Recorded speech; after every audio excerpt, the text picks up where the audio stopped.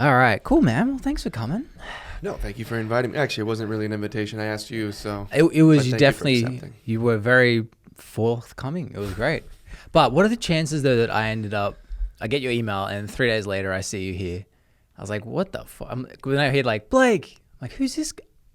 Hey? You're like, Cid. I'm like, oh, get fucked. Yeah, no shit. No shit. Yeah, it was kind of crazy how that all worked out. That was weird. Affirmations, I think, is what they call those things, right? You put it out into the universe, see what comes back. And Blake came. Oh, whoa. That's Let too me go back early. to liquid death. A little too early for that joke. All right, cool. We've got to wait at least 10 minutes into the podcast. When everyone is like, oh, this is a nice informative podcast. Wrong. So we'll get into it in terms of just let people know. By the way, guys, thank you for watching, viewing, subscribing. If you haven't subscribed, make sure you subscribe. I'm going to start actually asking people at the start because I don't normally do that. But yeah, make sure you subscribe, guys, because you're going to find out cool shit about people in the area and maybe some people not in the area. Anyways, enough talking to you guys. I'm going to talk to this beautiful man with a beautiful thick beard, which I'm kind of jealous of because I can't grow them here. I have like the weird Wolverine effect. Well, it's just need like a bridge, just a bridge or something like that. But you can grow abs. I can't. Mine hide. I grow them? Yes. Just water them daily? Yeah, that's probably what it is. Yeah. And a little cinnamon, some phosphorus. There you go. Phosphorus? Doesn't that just make you fart? No, phosphorus in plants makes it grow. I don't know if that works in abs, but I'm not a scientist or a botanist, so we'll just roll with that. A botanist. So they know who you are, what you do, who you are, what you would do, and I'll probably just shoot some questions at you. I don't know, or I won't. I don't, It's you already came. What day is it? It's Tuesday. It is Tuesday. Holy crap. It's Taco Tuesday. That's right. Taco. See, it's funny how you guys say Tuesday. Tuesday. It's Tuesday. But you use two O's. We use one. And a CH. That's actually two as Tuesday. Well. Now I'm screwing up my phonetics because of you. I'll fuck you up. I'm sorry about that. Anyway, what do you do? Well, hey. Tacos are not just for Tuesdays, people. I like that. All right. So who am I? I'm Cid Fernandez. Guys, by day, I'm a mortgage guy. And by night, I'm a father. I'm bringing another child into this earth again. Well, I'm not doing it. My wife is. I'm also a speech. Oh, you played a bit of a part into it. It was about as quick as you came this morning, or the start of this podcast was about as much as I did. I'm also a consultant for those who want to be a public speaker. Someone who's very big on speaking to others. I'm very big on unleashing everyone else's potential.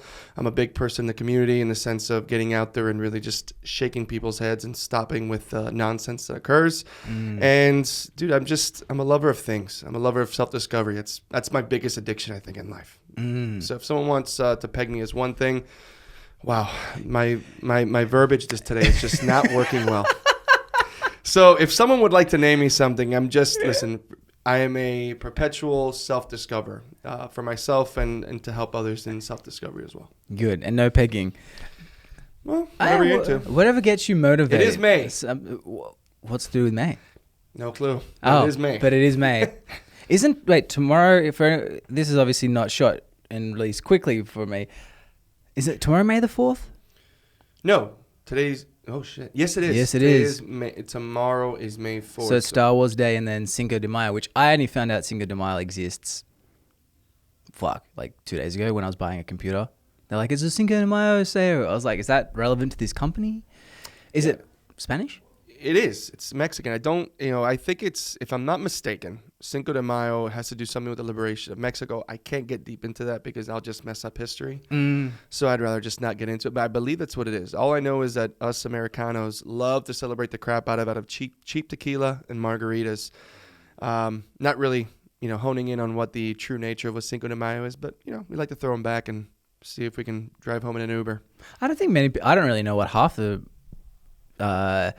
vacations are these days. I'm just like, oh, day off, great, fantastic. Day off, no, fuck it. Well, you have a kid now. Does there really a day off? For me, yes. The wife, no. I'm very lucky. She looks after the little one a lot. You liking that, are you? It's interesting. It's very interesting. Out of a can, it's very, very, very interesting. Yeah, I think I've converted a few people into it.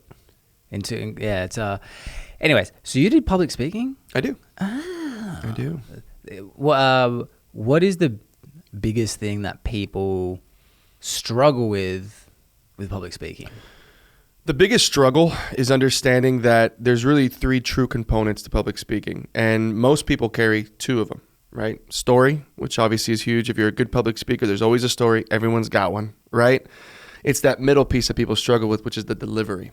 That's all it is. It's delivery, and that's usually an anchor that comes back from something in their childhood. Something holds them back, either a fear or, we kind of live in a place right now where people have just stigmas. Remember how it was back in being a kid? Maybe it's the same way in Australia. People just picked on you. But, people struggle with that. People need to fit in a box, and we constantly putting ourselves in think of it as like a shoe box from Payless. Well, maybe you don't know what Payless is, but a shoe store. Yeah, Payless. That was my first job. Boom. Payless shoes. No, in Australia? Yeah. No way. Dude, Payless shoes is the fact that, could you imagine a 15-year-old giving you like arch advice? Oh, no. It's kind of weird, right? Oh, no. And the bunions, the feet that you saw. You remember those remember those like metal contraptions that did the width, man, that, when you think back. All that was bullshit anyway. All the shoes were just, all right, okay, great, you're this, you're a size 9. They were meant for platypuses. I mean, there was really for everybody with flat feet because there was never arch protection, those things. And now thinking back going through the COVID times and everything's germophobic. Holy cow, how many people's feet were on that? And then you talked about bunions and corns and man. My. Yeah. I think I just threw up in my mouth. Yeah, that job is the reason I will never have a foot fetish. Yeah, that's not my lane. That is not my shoebox. You know what I'm saying? Nice. Like you're fitting in shoeboxes. Yeah. That was not it. But that's, I think, is the biggest your toe thing. Jam? I always think of Toe Jam. I always think of Ren and Stimpy. Of those little disgusting shorts that they used to do. Yeah, I love those too. You know what I'm saying? Where it's just like we got really ingrained. It got really detailed. Kind of looked like a human cell. And it's like, oh my god, is that how my feet look? It's gross. But yeah, going back to what holds back most people, it's really just that, and it's something so small. It's something that you've locked up, which most of us go through. We've gone through something that was, our little PTSD. We lock it in a box. And how I teach people is very simple. The more you lock that up, think of it as a guy drumming, or even in this room, right? We always think about acoustics. We want the door closed. But what happens when you shut the door? Same volume right now. Is it louder or is it softer? What is it? Louder or softer? If you're in a box. It becomes louder. Correct. So what happens when we start to lock up those voices back from our childhood, or things that we've gone through that are traumas, and we lock them up, never talk about them, never touch them ever? What ends up happening? It gets loud. Mm-hmm. So the one thing I always focus on is, let's go back. Like let's dig a little bit deeper. Let's figure out what is holding you back. What's your current anchor? And what ends up happening is they go back to that traumatic experience. I say, you've got to face it. Open the door, take its acoustics away. Because once you faced it, you realize it's really not that serious. And we break it down, down to like Barney style, which is something we brought on from the service, the time in the service. And once they figured that out and realized, like, holy smokes, something that small. Because again, we all got something to give. It's not that my story is any better than yours or any better than that guy's. I just don't really give a shit. My GAF meter, my give a fuck meter is so low. And I realize that all of us are just people trying to be something else. And I just want to be me. And some people are going to like it. Some people aren't, man. That's pretty much it. Yeah. One thing with presenting and storytelling, everyone knows beginning, middle, end. Like everyone's, okay, that's part of storytelling. The part that everyone seems to suck at is the end. People need to know when there's an end to it. And I've seen that, it's in speaking, but also with sales. It's that salesperson that keeps fucking talking. And it's like, that they've taught the person out of the sale. It's the same with public speaking and telling of a story. I heard recently, it was the people have to, I learned it from Bert Kreischer actually, he was talking about jokes. People need to understand and comprehend the end for it to be funny. Correct. And he said that was just as he was improving storytelling, that was the thing that was his catalyst. Because people like something to come to a conclusion. Yet closure, I can breathe, relax, move on. And I also understand, okay, I can now compute that information. Absolutely. We're constantly, don't be a slave to the comma, be the master of the period, right? So, and I just came up with that, by the way, so you can take that. I'm going to copyright this shit. That just came out of there. But it is. We're constant run-on sentences, and it's mostly anxiety. It's an angst. I think that, like I said from the beginning, self-discovery is huge on that. You kind of start to figure out people. And once you really discover yourself, you begin to be really receptive to energy. So you can be in front of someone within a minute if they're going to be receptive to you. If you've been with them for 10 minutes, that the pitch is working or it ain't. And it's just, okay, well, cut this and let's roll. It's not gonna work well. I think that when people start to look internal to themselves, figure themselves out, kind of get back to their baseline, now they're like, all right, cool. Now I can receive it. Listen, we try to focus on 100% of people, right? We go into a room, let's say 100 people in that room. A lot of the people I speak to say the same thing. I want to touch everybody's like, that's impossible. Dude, people don't want to pay attention to you, man. Instagram is everywhere. Their phones are everywhere, work and everything else. But if you focus on the 1% of people, meaning that what you do, as I tilt this microphone, if what you're talking about and the way you speak is to the 1% of people, meaning you leave this room, meaning you'll change one person's life, you're going to find that you're actually going to impact a lot more. Because if you focus on 100%, you're going to lose it. You're just going to lose it. Focus on people. Look at their eyes. Look at their mannerisms, and you'll pick it up. They're going to be putting down. You're going to pick up what they're putting down, and that's the cool part of it. It's be the oxygen in a world full of nitrogen. Like people need to fucking breathe, man. People are like upper lobes is the only thing we're using right now. You see that shit all the time in marketing and speaking, in just normal conversation. People don't know how to walk into a room and just like, hey, what's up, man? You wear boxers or briefs, just like be like stupid, don't be so uppity, I'm sure you see that crap all the time, especially with your clients or people you just start off with. I mean, tell me a little about yours. Well, speaking on video is always a weird one for people because you got to get good at speaking to a wall. Oh, yeah. That's what a camera is. And that's what to relieve people, I just go, look, it's going to feel fucking stupid. But just know I'm editing this, and every client, I've said it before many times, either myself or my clients, when you're driving home from finishing it, you're like, this is screwed. This project is going to fall apart. I've wasted my money or I've wasted my time. And then the editing process begins.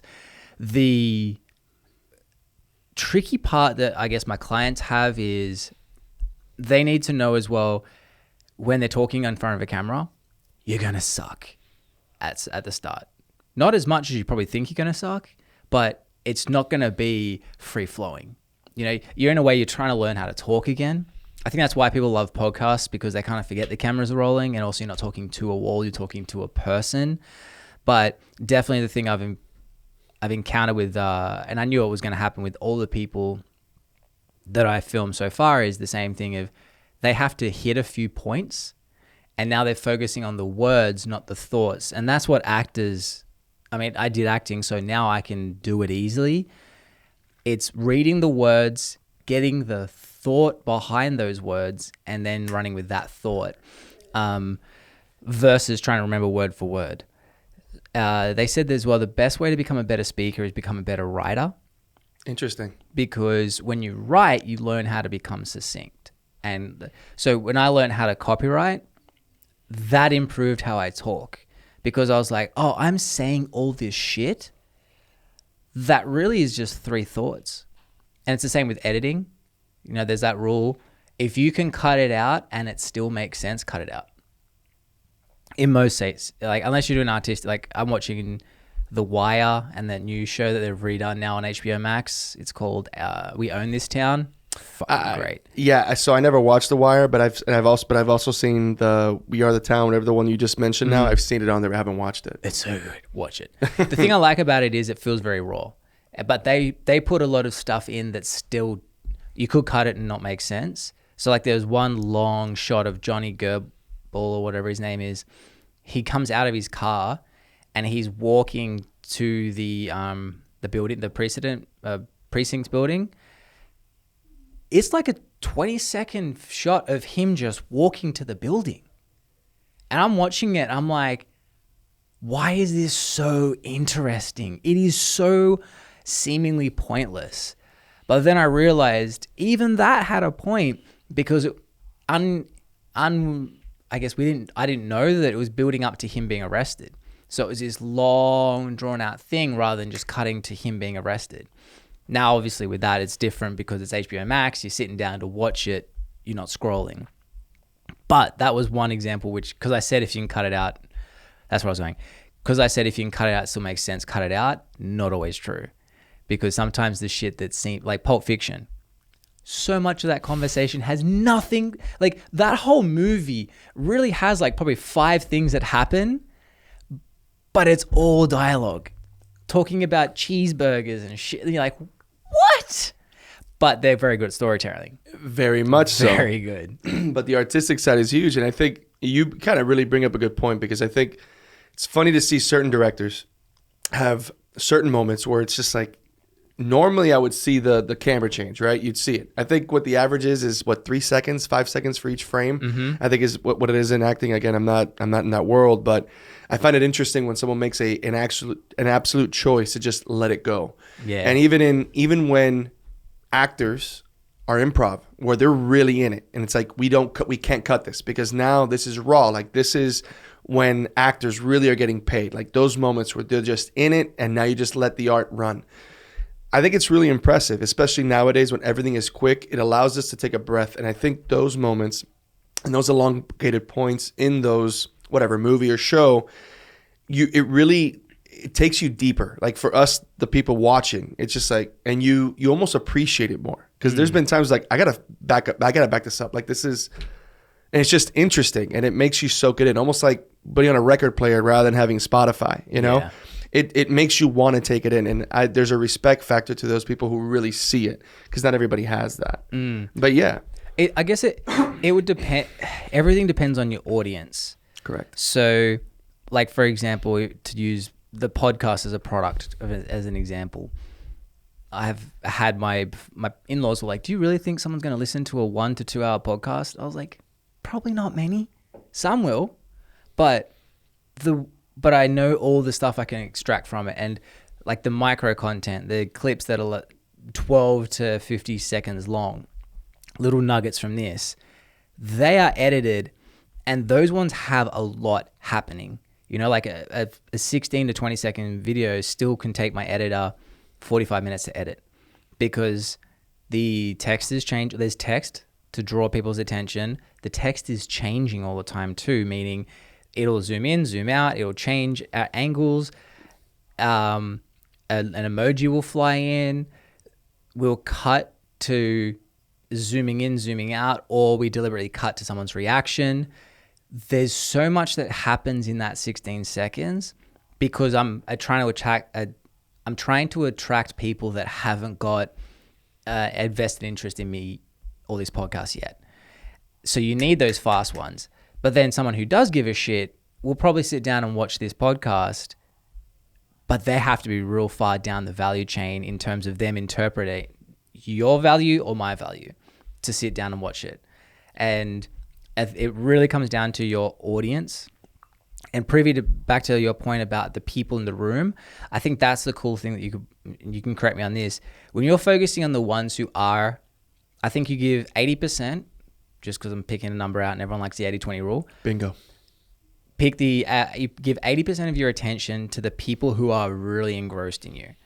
And you constantly put your 20% feelers out to the warmer part, and you ignore the cold, because, I mean, not entirely, but you know what I mean? Like, you're not putting your effort into someone who's not paying attention, but there's that effect of when these people who are getting your 80%, who are really engaged, that energy translates to the people that are colder, or like, it's like hot, then you got the warm, and then the warm people are starting to get that energy of the hot people, and then the cold people might start leaking in. But now you're actually just focusing on bringing that energy in instead of trying to disperse it everywhere. I think it's a really good way to look at it, especially for people who are a little bit newer to it. I think that's actually pretty spot on. But there's so many tricks there's all these little tricks that I've picked up. Now, I'm gonna speak very frankly. I've never trained to be a public speaker. I just learned how to talk shit when I was a kid, and now I just know stuff because I've lived life, right? And you know, you pick up things. You pick up things from people you see when they speak, people who write books. One of my favorite speakers is Rene Rodriguez, and our styles are completely different. A little bit more baritone, and his inflection is a little bit more monotone. A little bit, subtle changes in pitches. But he has a lot of little quirks that he does. Like he mentioned in his book that he just wrote. In his first chapter, he was talking about gathering the attention of those inside the room, but fighting for the attention. One thing was at a speaking engagement, he was speaking right as lunch was being completed. So battling plates, battling pickup, battling the cling, cling, clang, clang, clang, all that stuff. And what he did was, when he started, he goes, hey, I'd like for everybody to stand up, and I'd like for you guys to pick 3 people to greet. Such a little mind trick. Was it a part of his shtick? Absolutely not. He thought of it in the spot. But how can I gain the attention of everybody in the room and the respect of everybody in the room? So he said, I'm going to force everybody to stand up because no one's going to be the 20 people in the room not standing up, looking, unless you're in a wheelchair. Please stay seated. But who's not going to stand up? But that's a great little trick to really get the attention of the room. Yeah. So that's a little bit more advanced, but it's funny, for those people who are really just getting out, the thing is, everyone's got an anchor and everything has things that makes you fly. You've got to first face the anchor. And once that's released, and once you just have the ability to just tell your story in your own fashion, it's going to connect with somebody no matter what. And our job is not to make everybody have your attention. It's really our purpose. True purpose is one another, right? Paying it forward. If you can change the course of 1 or to 3 people in that room, I think you've done a damn good job. Even if someone writes a Yelp review, like, this guy was so boring. He just sucked up there. He just sucked the oxygen out of the room. Doesn't matter. Did someone leave there saying, "Oh, you just changed my life"?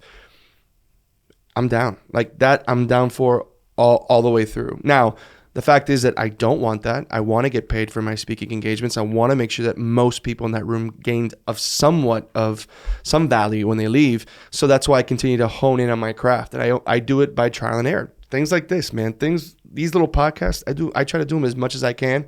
Just makes me better because you're probably someone different that's been in that room, and I can feel your energy a little bit different than somebody else. So it's that cool thing and that cool nature. Just like you in the acting world, you've dealt with different styles of actors, people who prepare differently, and to work with those different styles allows you to be a better actor because you're more receptive to their cues, to their feelings, and all that stuff. Yeah.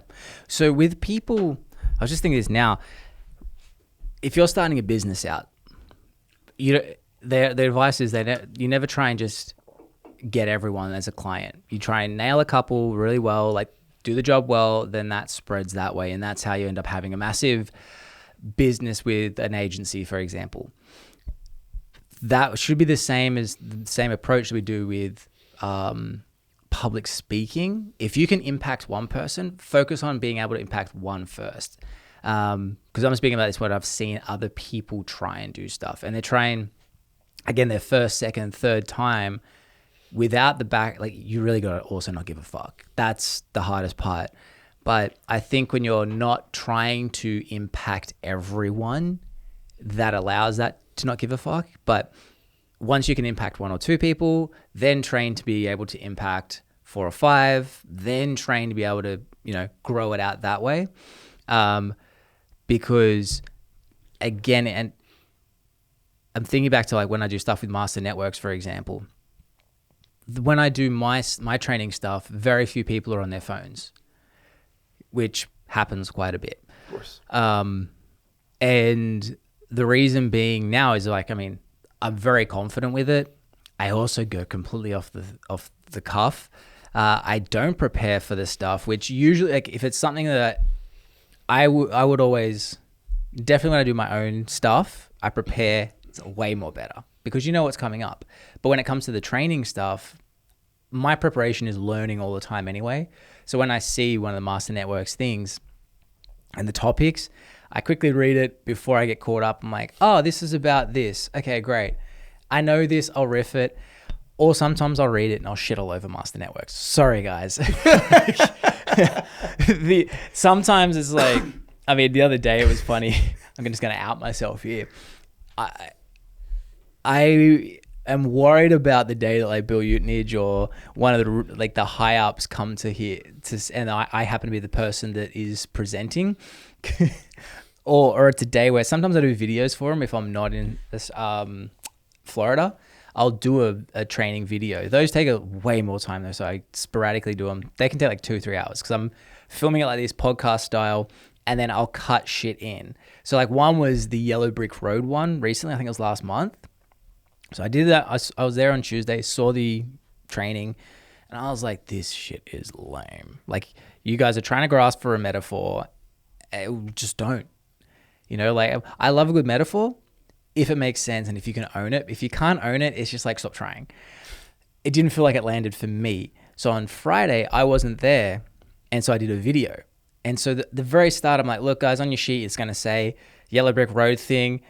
Ugh. And then it cuts to like Jim Carrey for Dumb and Dumber, and you see him go, and I'm just shitting all over the training, just going, guys, at the end of the day, it just comes down to goals. Set your goals, break it down, and I did it how I set my goals, which is one day, set my 5 things that I want for the year. Then each quarter, I do quarterly goals, this, and this. And so I guess it's like, and then I said something else, and find out one sentence that summarizes you that you say every day, even if you're not there yet, but you have to. And I was talking about the thing that I believe in my soul, which is like, I'm a trusted and respected leader. And I go, it's something from his soul. So I guess it's like a soul sentence. And it cuts to Jim Carrey going,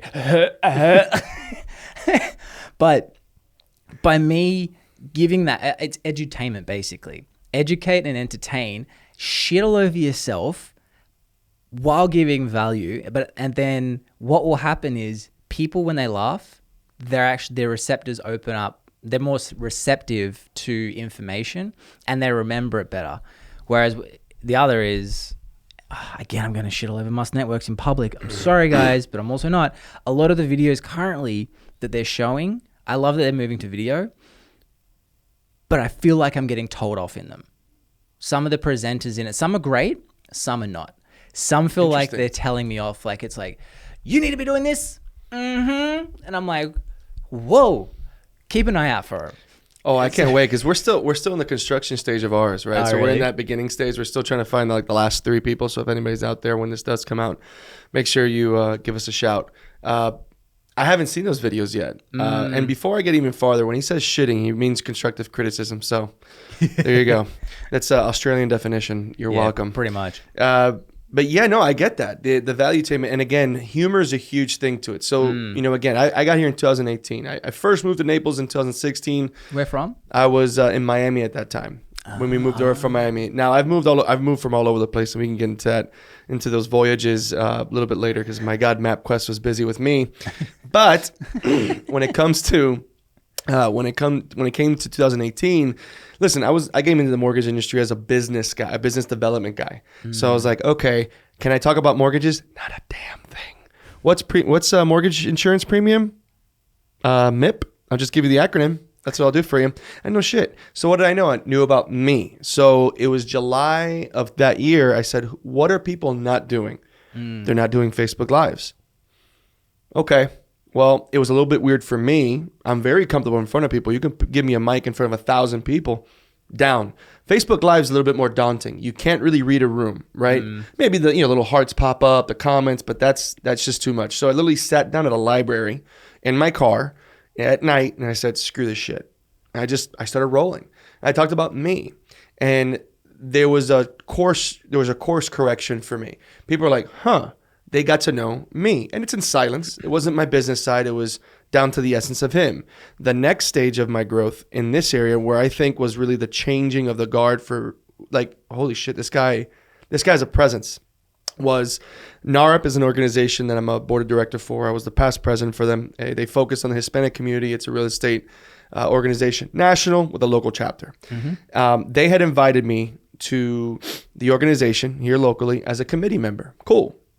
And they said, hey, you're really good with public speaking. Why don't you be the host and moderator of this event? I go, do you really want that? Because I know how Naples is. It's about as stuffy as this room right now. And when you go away from the box, people get very uncomfortable. But I was like, as long as you guys are down, let's roll. So we did it. And we brought some speakers over from Miami. Both of us, a lot of us are Latino and Cuban. And we rib each other. And there was some ribbings back and forth in the microphone. And, I made some statements about how people, one of the things that holds people back is exactly what we discussed, which is just giving too much of fucks. Yeah. You just give too much. And it's like, you guys have gone through the ringer. Most of you guys have had kids. Most of you guys have been close to losing those kids, close to losing your spouses because of this, because you guys are striving for the bigger picture and striving for a bigger life. Why in the hell are you going to dumb yourself down and be someone you are not? Stop giving that much of a shit. And I said that over the mic, and you can see, I don't know if you guys remember that Dave Chappelle thing when he finally, when he takes the mask off. When he's a black KKK When he's a black KKK, he's like, oh, boom. And you can just see some of the eyes, but there were people who were like, yeah. And it was like, finally, this thing just came off our shoulders. And go figure that after everything was done, yeah, there was like some fear, I guess you can say, like, okay, maybe I rubbed some people the wrong way.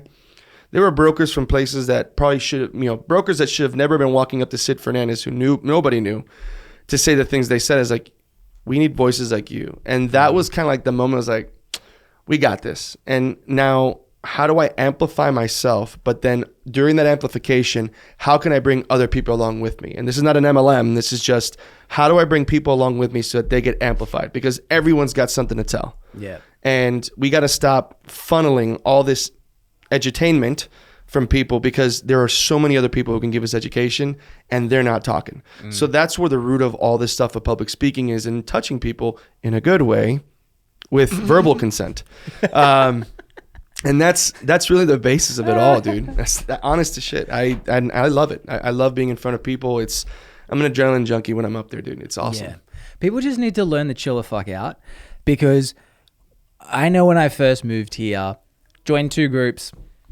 The first session at both of them, I got pulled aside. Hey, look, I know in Australia, like, swearing is kind of a thing, but just here, we don't want you to lose business because people might not like swearing.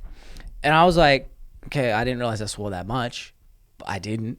Like, I swear way more on this, but again, I match the energy. But I'm a firm believer you have to be authentic in who you are, because if I've got I've got my show face on, and then I can't keep that show face on for long, so if you then go, I'd love to do your videos, and you're offended by swearing, or you're offended by this and this, or whatever it is, I'm gonna fuck up if you the longer we hang out. The funny thing is, though, 6 months into me being in both these groups, I don't know if it's because of me, but there's a very big dynamic change. And Bill Ricker told me that, because I got to him, like, is it just me, or is there a shitload more swearing, a lot more rude jokes happening at the groups? I know that happened out of it, but at the actual event each week. And he goes, yeah, why do you think that, Blake? And I was like, okay. But it's back to that point that if one person comes in who doesn't give a fuck and is still respectful, I have to add that. There's a line. It's imperative. There's this energy that's lifted from people's shoulders where they go, oh, I have permission to be myself as well.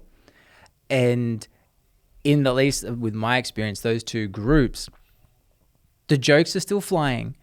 But one of the people who said, don't swear, even today, she's just like, fuck, I don't care. I'm like, what? Who are you? Yeah, what happened? But she's been doing that ever since. But it was like this, I guess that, again, permission to just be like, you're a good person at the heart of it. You don't think ill of people. You don't think, just because you say a bad word, it doesn't take away from your ability to be, I won't use the exact, but it doesn't take away your ability to be mortgages.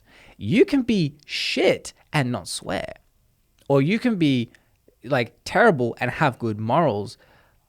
But it's, there's so many things go into it. But if you're going to cut down someone because of my one's swearing because I just find it so funny in this area. Where it's it's okay to say crap, but not shit. They both mean the same thing. So why is one word different? I just find it so funny, because this is a town that, listen, I have a lot of respect for Naples. I mean, it's really allowed me to be me, and it's embraced me, even though I'm outside the box. It's just who I am. But first of all, I'm never going to wait for someone to give me permission to be me. And imagine if you did that. Imagine if you went your whole entire life waiting for permission to be you. You'd be waiting a long time. You just got to kind of take it and just roll, because that's all you got. But guys, I've been to parties in this town with some people who would judge, and then there are some things that I've seen, like people doing blow off like bathroom countertops. They won't swear. But they didn't say shit when they did it. Oh, this is delicious. Golly gee. Woo. Woo. And it's always funny to me. It's like there's this constant masking, even though, listen, business gets run either way. I'm not here trying to say that you need to drop 5 F-bombs within a sentence. Like, this is not a run-on sentence with just F-bombs. But I think that if you're careful enough, if you're intelligent enough, you know where it can be placed properly for proper inflection and proper kind of like nailing of a point. You know what I'm saying? Wow, man, we've said pegging, coming. I mean, nailing. Jesus Christ, this turned into like a sex talk. Exotica just happened a couple days ago. TED Sex Talks. Woo! Liquid TED death. Sex. But it is very interesting, some of the stuff that you do see.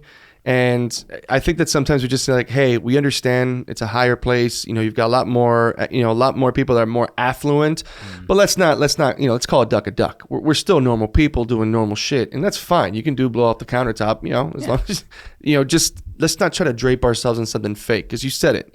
You know how long, if you continue to go far off the path of who you are, that's where people start getting really caught up in that mental health game. Yeah. And that's a massive struggle to get back because you've isolated yourself for so long. Don't do that. It's also hard. It's the example now with cancel culture. Being canceled, it matters, but it also doesn't. Sometimes it can be the best thing for you. But if you're so worried about what other people think, and again, it comes with respect. It doesn't matter what you say as long as there's respect underneath it. It does. People, I guess, examples, liquid death. My in-laws, they hate that it looks like it's alcohol, even though they know it's water. That my father-in-law, I give him shit about this all the time, and I've outed him many times before, but we were walking down Bonita when they were visiting. I had my daughter hanging in the pouch on my stomach with a liquid death in my hand. And they would walk 15 feet in front of me because they don't want to be seen with me while I'm drinking water because people might think I'm drinking beer. And I was like, I said this to Stace yesterday, for example. She goes, even here, I had a guy at the gym the other day. He thought I was drinking beer. He's like, is that? Oh, shit. But again, this is the thing where if I was worried about what people initially thought, there's not that aha moment later for them. Meaning, he thought I was drinking beer, so his expectations went to here. And then when it wasn't, his expectations went high. Like, he was like relieved, and he actually found humor in it. He's like, oh, I was wrong. That's fucking hilarious. And same here, I said to Stace, I'm like, if someone's walking around, because I've always got this thing attached to my hand. If someone is assuming I'm drinking beer the whole time, like, this dude is always downing a fucking a can of beer every time he's at Venture X. I don't care if it's 3, 4, 5, 6 months until he finds out or she finds out, because when they do find out, like, it's just water, it's an even bigger holy crap moment. And now that emotional connection happens with me, and they're like, oh, and that funny, it's a positive emotion attached to me. So I'm not worried about the short-term negative thoughts about me, as long as I know that at the core it's something that's positive, because that aha moment for the person is going to be so much bigger. Here's one massive point to the cancel culture, and then have a story that fits right to that narrative. So cancel culture, we talk about it all the time. You have to give cancel culture permission to cancel you. I'm going to use 2 massive examples, Family Guy and South Park. How in the hell are those 2 shows still running if cancel culture is still very much going?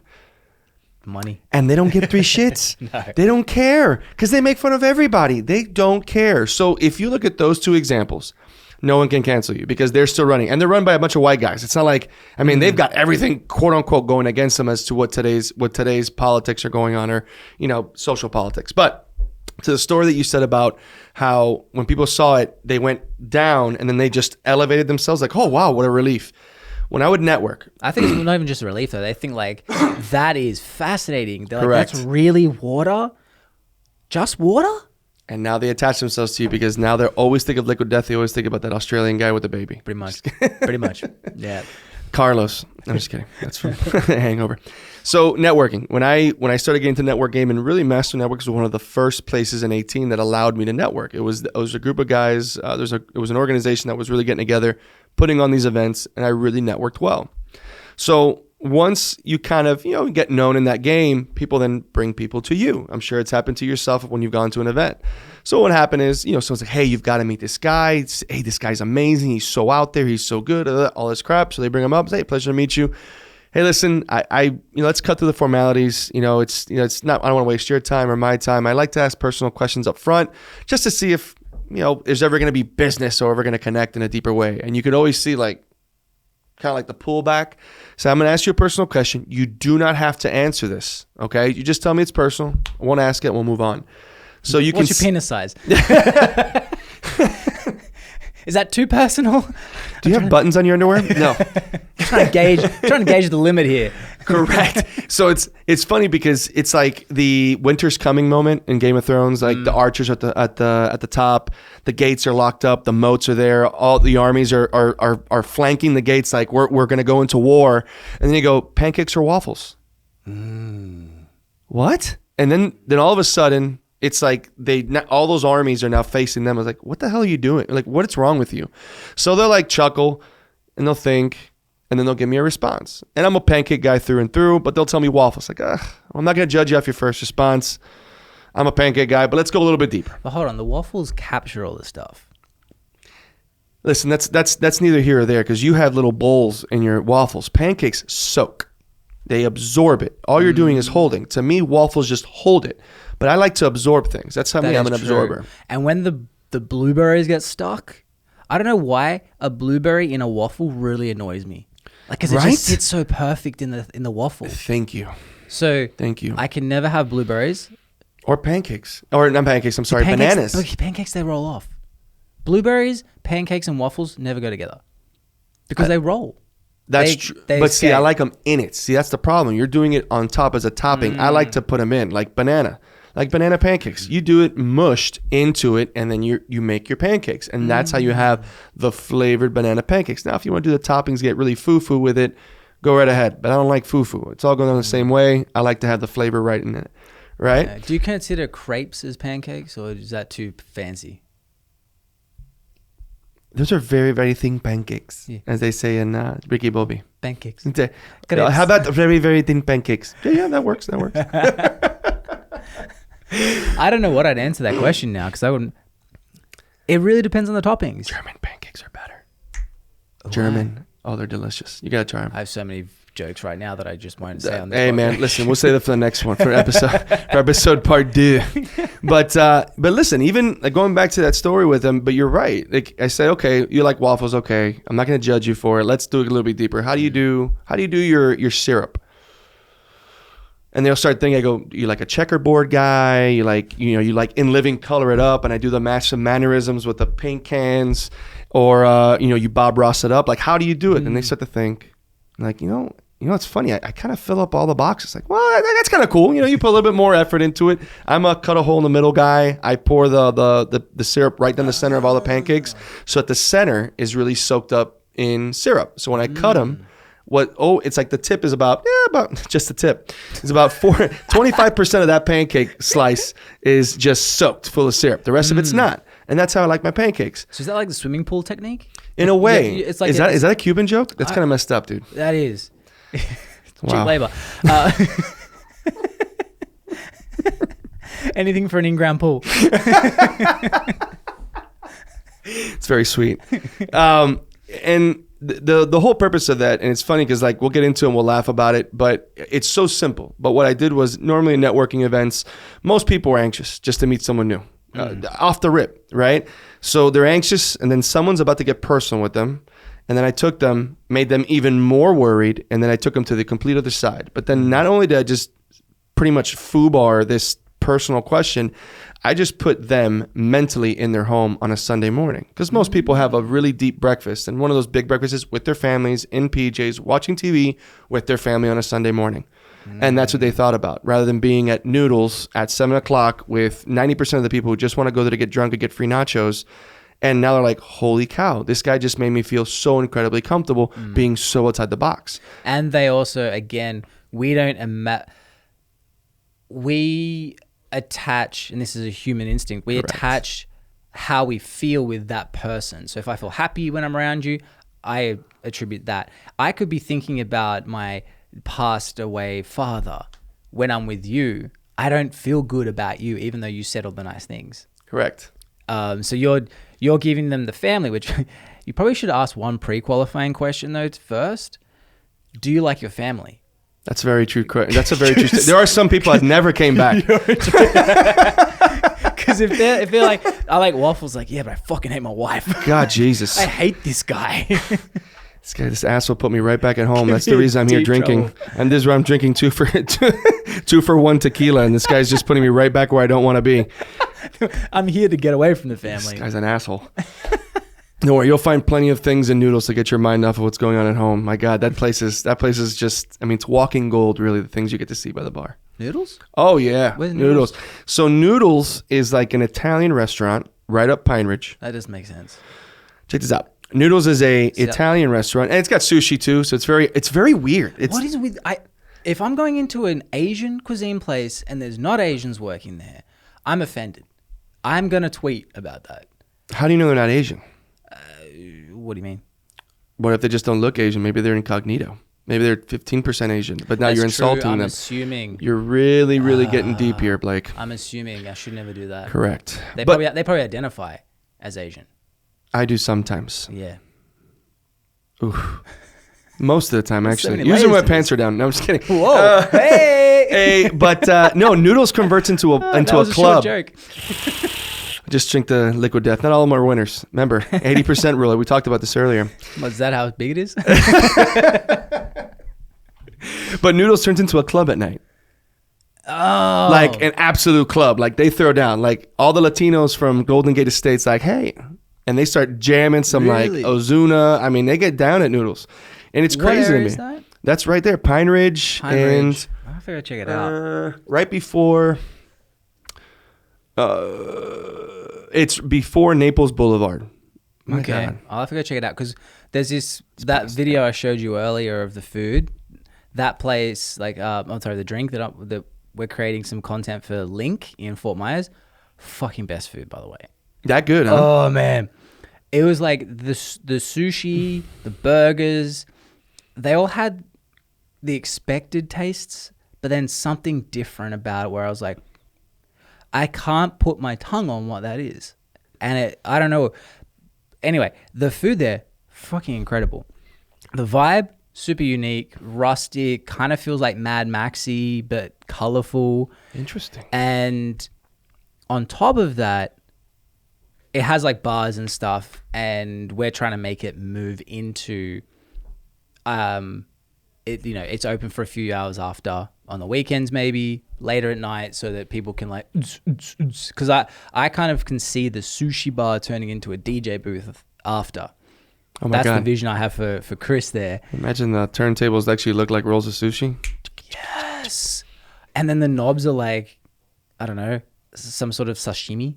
Like, I'm telling you right now, there's so many things you can play off of that. I mean, you can do like little eels. You know? That'd be great. I'm just telling you, man. So many things for activities. And then instead of like a t-shirt gun, they just shoot out a salmon. Some girls just dancing. They're like, yeah! The one grizzly bear in the back's gonna love it. Oh, that's John West. Hey, John. How's it going? National Geographic will now be at Link. But yeah, like Noodles is just one of those interesting spots. But again, going back to the connection of people, you're absolutely right. People will connect you with something, and just like an experience during your business, your service. I mean, listen, I'm not here going to tell you that 100% of my business or 100% of the people that I've dealt with, the service has been impeccable. You know, we are a massive variable. People are variables, and we need to understand that. We try to fight it. We try to be as consistent as we possibly can, but we're not machines. Yeah. And you know, the people who come back are the ones who had the best service, who had the best experience in the world. And luckily, most of the people do. Yeah. And just focus on that, man. Give someone an experience that's different. You know, get off the beaten path. Stop being one-laned. You know, like it's just so boring. Mm-hmm. So effing boring. Yeah. And even with content, like I've started, because you can go to some quantity right now it's back to being quantity is king with what I'm seeing. If you're posting consistent, like the shit just starts to unravel in a good way. Has to still be quality, you know, like, but I'm finding by mixing in clips from here, little skits of me and the daughter, you know, because she's cute as fuck. No bias. User. Yeah. User. Yeah. Hey, I need to pay the bill somehow. And if she can help contribute to those bills, I'm all for it. But not just constantly being, this is what you need to do for your content. This is what you need to do for your videos. This is what, like, stop telling me because I'm here to be entertained. And I'm about to start because I'm a huge fucking Pokemon fan. I have a problem. Man, my son will engage you in that I've conversation. probably outspent him a little bit. I have no doubt in my mind. I'm about 30, 40K in the hole. Yeah. Speaking about holes, one just puckered. And it wasn't my mouth. Oh my God. No, yeah. So, like, it's out of control. But the funny thing is, that's on a lot of cards. Like even so, I got home yesterday and Stace was like, "All right, she cleaned up my office," and she goes, "I knew it was bad, but I didn't realize it was a problem until I cleaned and I realized how much there is." Because I had to end up when the boom, like the popular boom happened end of 2020 when Logan Paul did his opening of the box, and it revitalized, like nostalgia is a real fucking thing. People talk about it, but until you get to your early 30s, you don't experience it. And you're like, oh. So I went nuts. But then so I was buying like, I'll dive into something head first and just fucking go too far that I ended up curbing it by going, I'm going to have the biggest Vileplume collection in the world. I'm pretty sure, like, I haven't found anyone who has a bigger collection yet. A what? Vileplume. Is that a specific Pokemon? Yes. I like how you answered that. Yes. I've never heard of that one. Oh, he's the best. He's like a flower. Oh, okay. Yeah. Big vile flower. Is that called a grass Pokemon? Yes. Grass and poison. Grass and poison. Yeah. So it's I'm gonna start incorporating that in some of my content too, because it just shows layers. And if someone comes across my Pokemon cards and they're like, oh fuck, that's kind of wicked. I collect baseball cards, or I collect football cards, or I collect Pokemon cards. And then they see that I do content as well. And they're like, you know what? I could probably use that guy for my business to do content for him and do advertising. Same as Stace. Stace, my wife, my daughter, Sienna. People might be like, who knows in this area or even in America, someone might see like, oh, dude, that's a cute baby. But now they're also seeing me interact with my family. And they're like, I like that person. I like that guy, whatever he identifies as. But okay, he does content for businesses. All right, let's reach out to him. But the biggest thing is I have to be doing it myself. I said this in my group this morning. My goal is to be the biggest, like the most known person in Southwest Florida by using social media, because I can't be saying like one thing I can't stand about marketing companies, you need to be doing this many posts a day, this, and this. And it's, all right, cool. Do you do it? Oh, no. But you should be doing it. Why the fuck would I pay you? It's like a fat guy trying to give you, weight loss advice. Being an ex-personal trainer, whenever I'd see someone who just decided they want to lose weight and they're like, I'm just really passionate about exercise and healthy living. I'm like, cool, do that for 20 years and then maybe and then they wonder why their business isn't taking off. And I don't want to be a dick, but I'm like, you don't hire a skinny chef was the saying for a reason. It's just, again, and then that's just the guru realm that we're in right now. I mean, it's been going pretty strong for the last 5-7 years, where you have all these gurus all of a sudden that have come out. And to speak to your point of the whole layers thing, listen, even Playboy had political editorials in their magazines. Apparently it's a really good read, Playboy. I never got past the pictures, but I'm too simple and I'm somewhat dyslexic. So yeah, the pictures were pretty much where it was at. I wish they would have come out with a pop-up book. I think that they missed the mark on that. Could you imagine a Playboy podcast? There probably is one. There has to be. You know what I'm saying? Like, there's just no way that there isn't. The problem is, though, I think it wouldn't be I'm way stereotyping right now, but I'm gonna do it anyway. I just feel like it'd be like listening to one of those phone sex things, like, "Hey, Poppy, yes, for an extra $5, I'll last an extra 5 minutes for you." Hey, thanks for calling 1-900 Playboy. Go right ahead there, Tim from Arkansas. Yeah, I just don't know how it'd be. You're pretty good at that, actually. Thanks a lot. Times were tough. The times were tough in 09, you know? OnlyFans. I used to, there's probably photos of my feet somewhere online. That is good money. I actually considered doing that with my wife. I was like, you know what? I could be okay with you making money off your feet. You know, at this point, I don't give But then they wanted faces, and I was like, that will not. I don't even care for faces on it. You can deny, if you are selling foot fetish stuff, you can deny they're your feet. You can't deny if your face is in it. If I'm making like, an extra $1,200 a month. With all the facial stuff that we got going on. That is true. You can always claim that Instagram filter it. I'm telling you. I wonder if you can do Instagram filters on your feet. Surely they, how maybe like a Shrek fetish, like massive feet. No, like smooth. Whatever. You know how when there's filters and they put sunglasses on? What if they have filters for your feet that put like flip-flops on? Oh my God, can you just put thong sandals on? Slide those thong sandals down. Stop it. Oh my God, I love when people put two toes in the wrong spot. Have you ever done that? What? Like you put on a flip-flop and all like the time. the thong, like the part goes there and you feel violated? Oh my God, I just feel like I feel like I need to call 911 or like have a counselor. It feels like my feet are like a moose knuckle, not even a camel toe. It's just like, oh my God, it feels uncomfortable. I haven't put a thong sandal on in God knows how long. I do sliders or just barefoot. Sliders, no. All day. I can't do thongs, man. I tried to get on, like when I first moved here, because Florida is fucking hot. I tried to get on the slide, like because slides are kind of in. I tried to do it. But I just can't. I'm shoes or barefoot. I'll barefoot anyway. Oh, barefoot all the time. I get told I walk into Publix. They're like, "Excuse me, sir," and I'm like, "It's okay, I'm Aussie. We're good. And they're like, "That does no." I'm like, "I'm just getting some meat." If you just start unzipping your pants and they say it's either the shoes or my pants, they'll just you know what? They're like, you know what? We've seen down under now.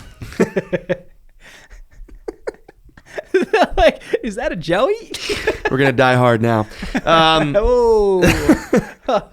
But no, you know what it was, man? Sliders. I was a sports guy, so I played basketball for many eons. It's okay. I'm learning how to drink. I got a drinking problem. Okay, I can't get in now. It's either that or you're lactating. One something's happening today. It's something fun. But sliders, I can't wear sliders to the beach. That's something that just doesn't. I can't do. I get it. People that wear sneakers and runners at the beach. I don't judge them. I judge them. I judge them. I want to tell them off, and I probably will. Just throw a can of liquid death at them. They're like, so that's what it means. I'm that guy. I'm that guy. But so, all right. You talked about your Pokemon cards and you talked about diving in. Tell me a little bit about. I know I just flipped the interview on you. Shit. So what other places have you visited, or what other places in the world have you visited that have really molded your personality? Like things that you've picked up on that you either brought to your personal life or even to your business life? See, it's funny. Social media, internet, that is the biggest thing, honestly, because that's the thing that I consume the most. So back to your point about I love learning, experiencing. I've started learning Spanish. I'm like day 313 today. And Duolingo? Sí. Hola. ¿Tú hablas español? Sí, también? como no, señor. Sí. Yo necesito aprender más porque no muy bien. Si quieres el próximo podcast, te traigo café cubano. ¿Café cubano? Café cubano. What's that? Cuban coffee. Oh, I thought you said it's something about Guana. I could be. That's later. Oh. Garantía. Yeah, I think I haven't really visited enough places yet for long enough to be ongoingly impacted, if that makes sense, in terms of thought processes. Yeah. But I do think that when you travel and you visit places, it creates more empathy and understanding, because that's one thing I've noticed with people that don't venture outside of America.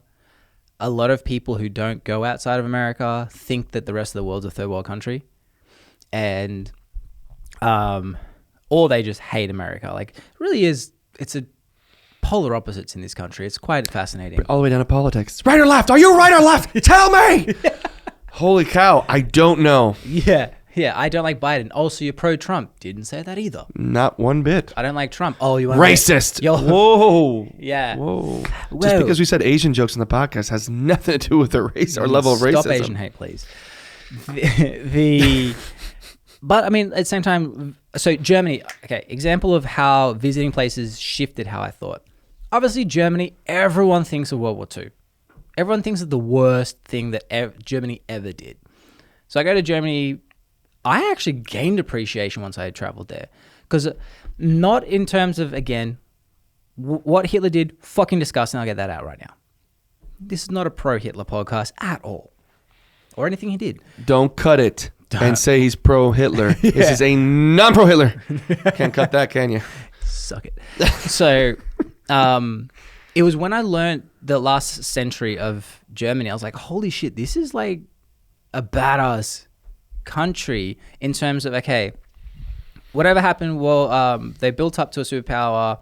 World War I happens. Shit turns south. They have a debt. They go to basically from first world to third world post World War I. In only 25 years, they go from a third world country to a superpower, right or wrong, outside, like whatever it was.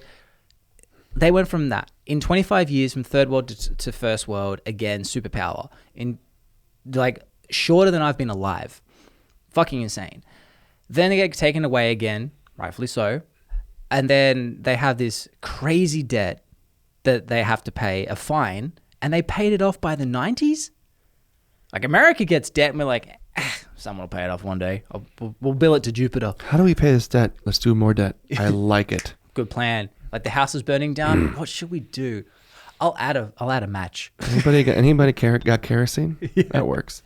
But also just the culture outside of it too.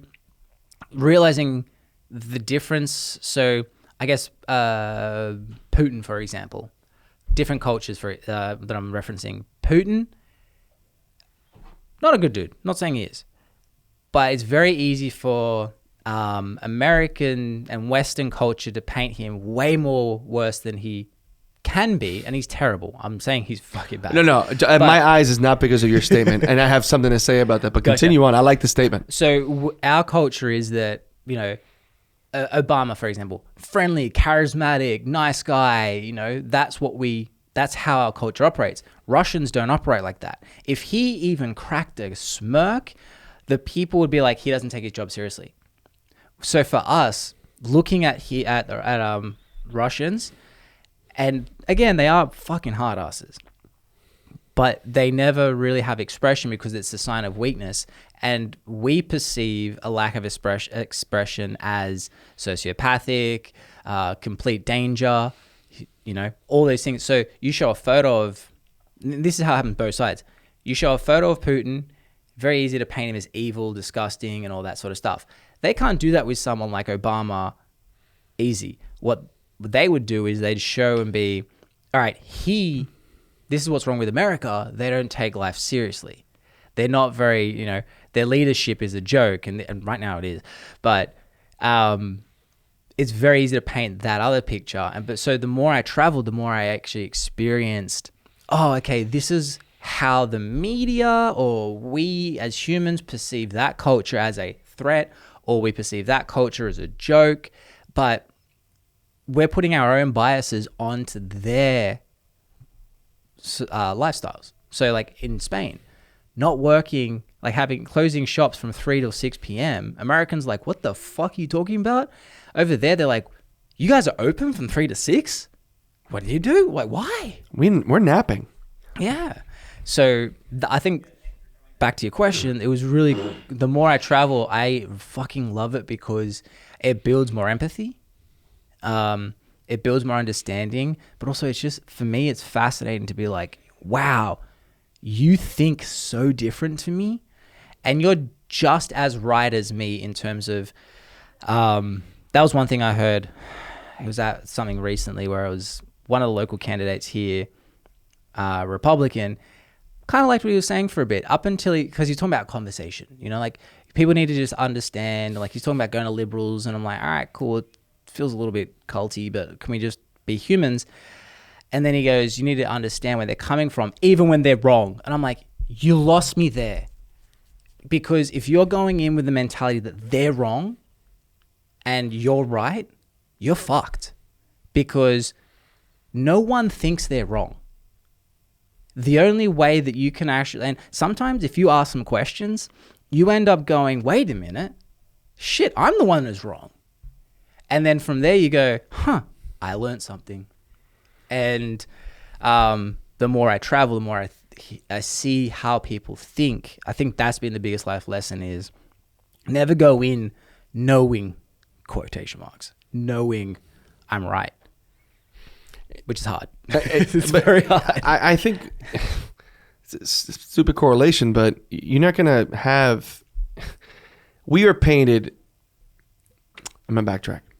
We have paintings in our minds of other countries that's actually not true. And propaganda is everywhere, people. I know that we talk about, propaganda in North Korea, propaganda in China, propaganda in Russia.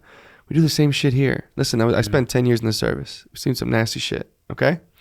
And at the end of the day, we love to paint ourselves as the winners of everything and the golden children. We do some really, really nasty shit.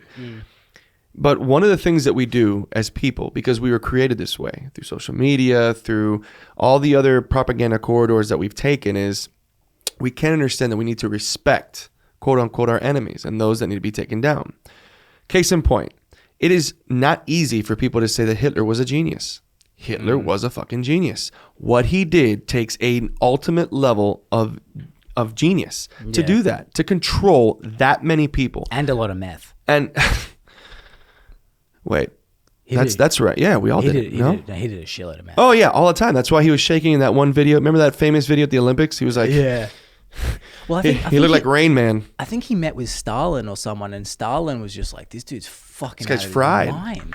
I mean, again, like you really have to. Again, look at people like Elon Musk. They're not normal. Like, I'm sorry to tell you, you're not going to sit down with Elon Musk if you're just some dude that's a regular dude and sit down with him, have a long conversation. The guy's sitting on a whole different wavelength. So I heard literally today, you know when you speak to a 4-year-old and you have to dumb it down, the reason he takes so long to respond to people is because he goes every conversation, even with super geniuses that work for him, he has to dumb down what he's thinking to like a 4-year-old, how we would perceive a 4-year-old conversation. So like he'll have people in his team that are fucking geniuses for us. And they're like, we've been working this for months. This just doesn't make sense. Elon will just walk in and be like, it's because this, this, and this. And they're like, what the how? Could you imagine that brain? I just can't. But again, it's like even people like him, it's like we have this failure to respect even the things that we don't like.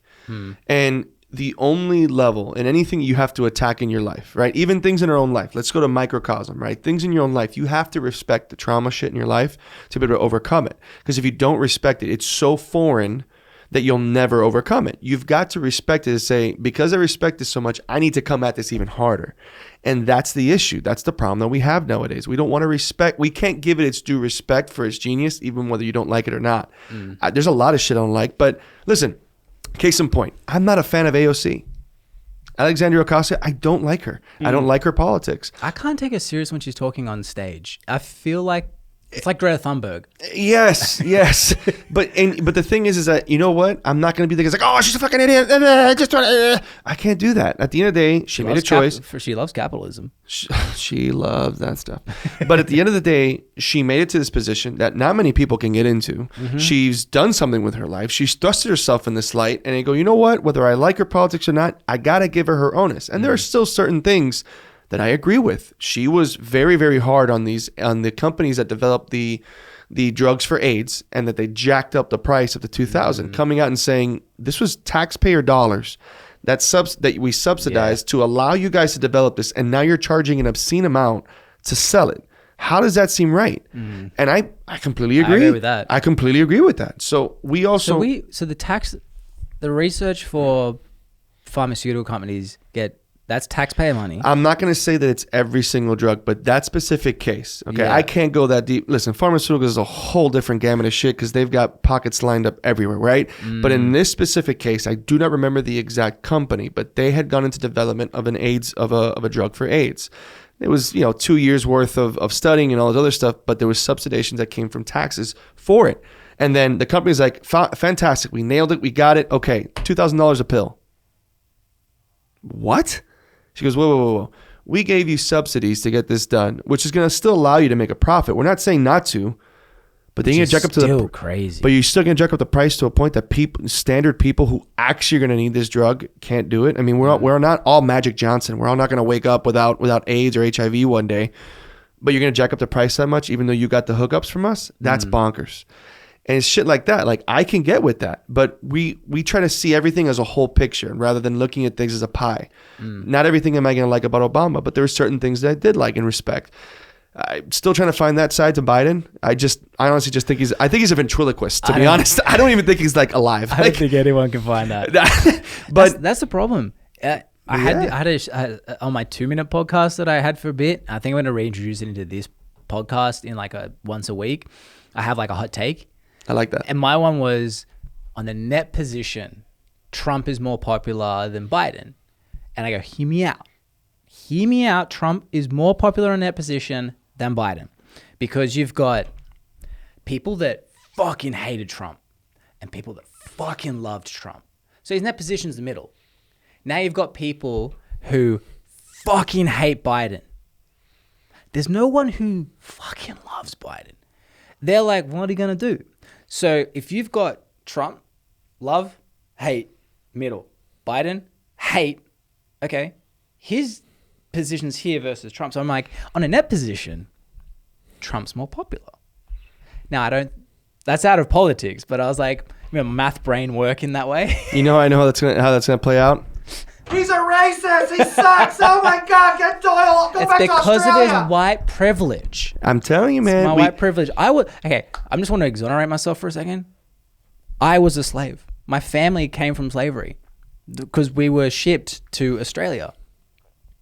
That's the thing that's fucking weird about Australia. And look, we fucked over the natives. So I'm not even like saying like, oh, we had it tough.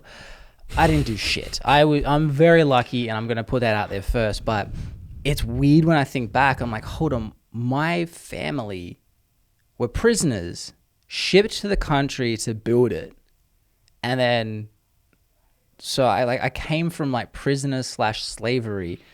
Now, granted, Australia's like, we were still very fucking lucky. I'm not saying like, oh, woe is me. Like, it's just not. But it's weird. It's very weird. And have you read Sapiens?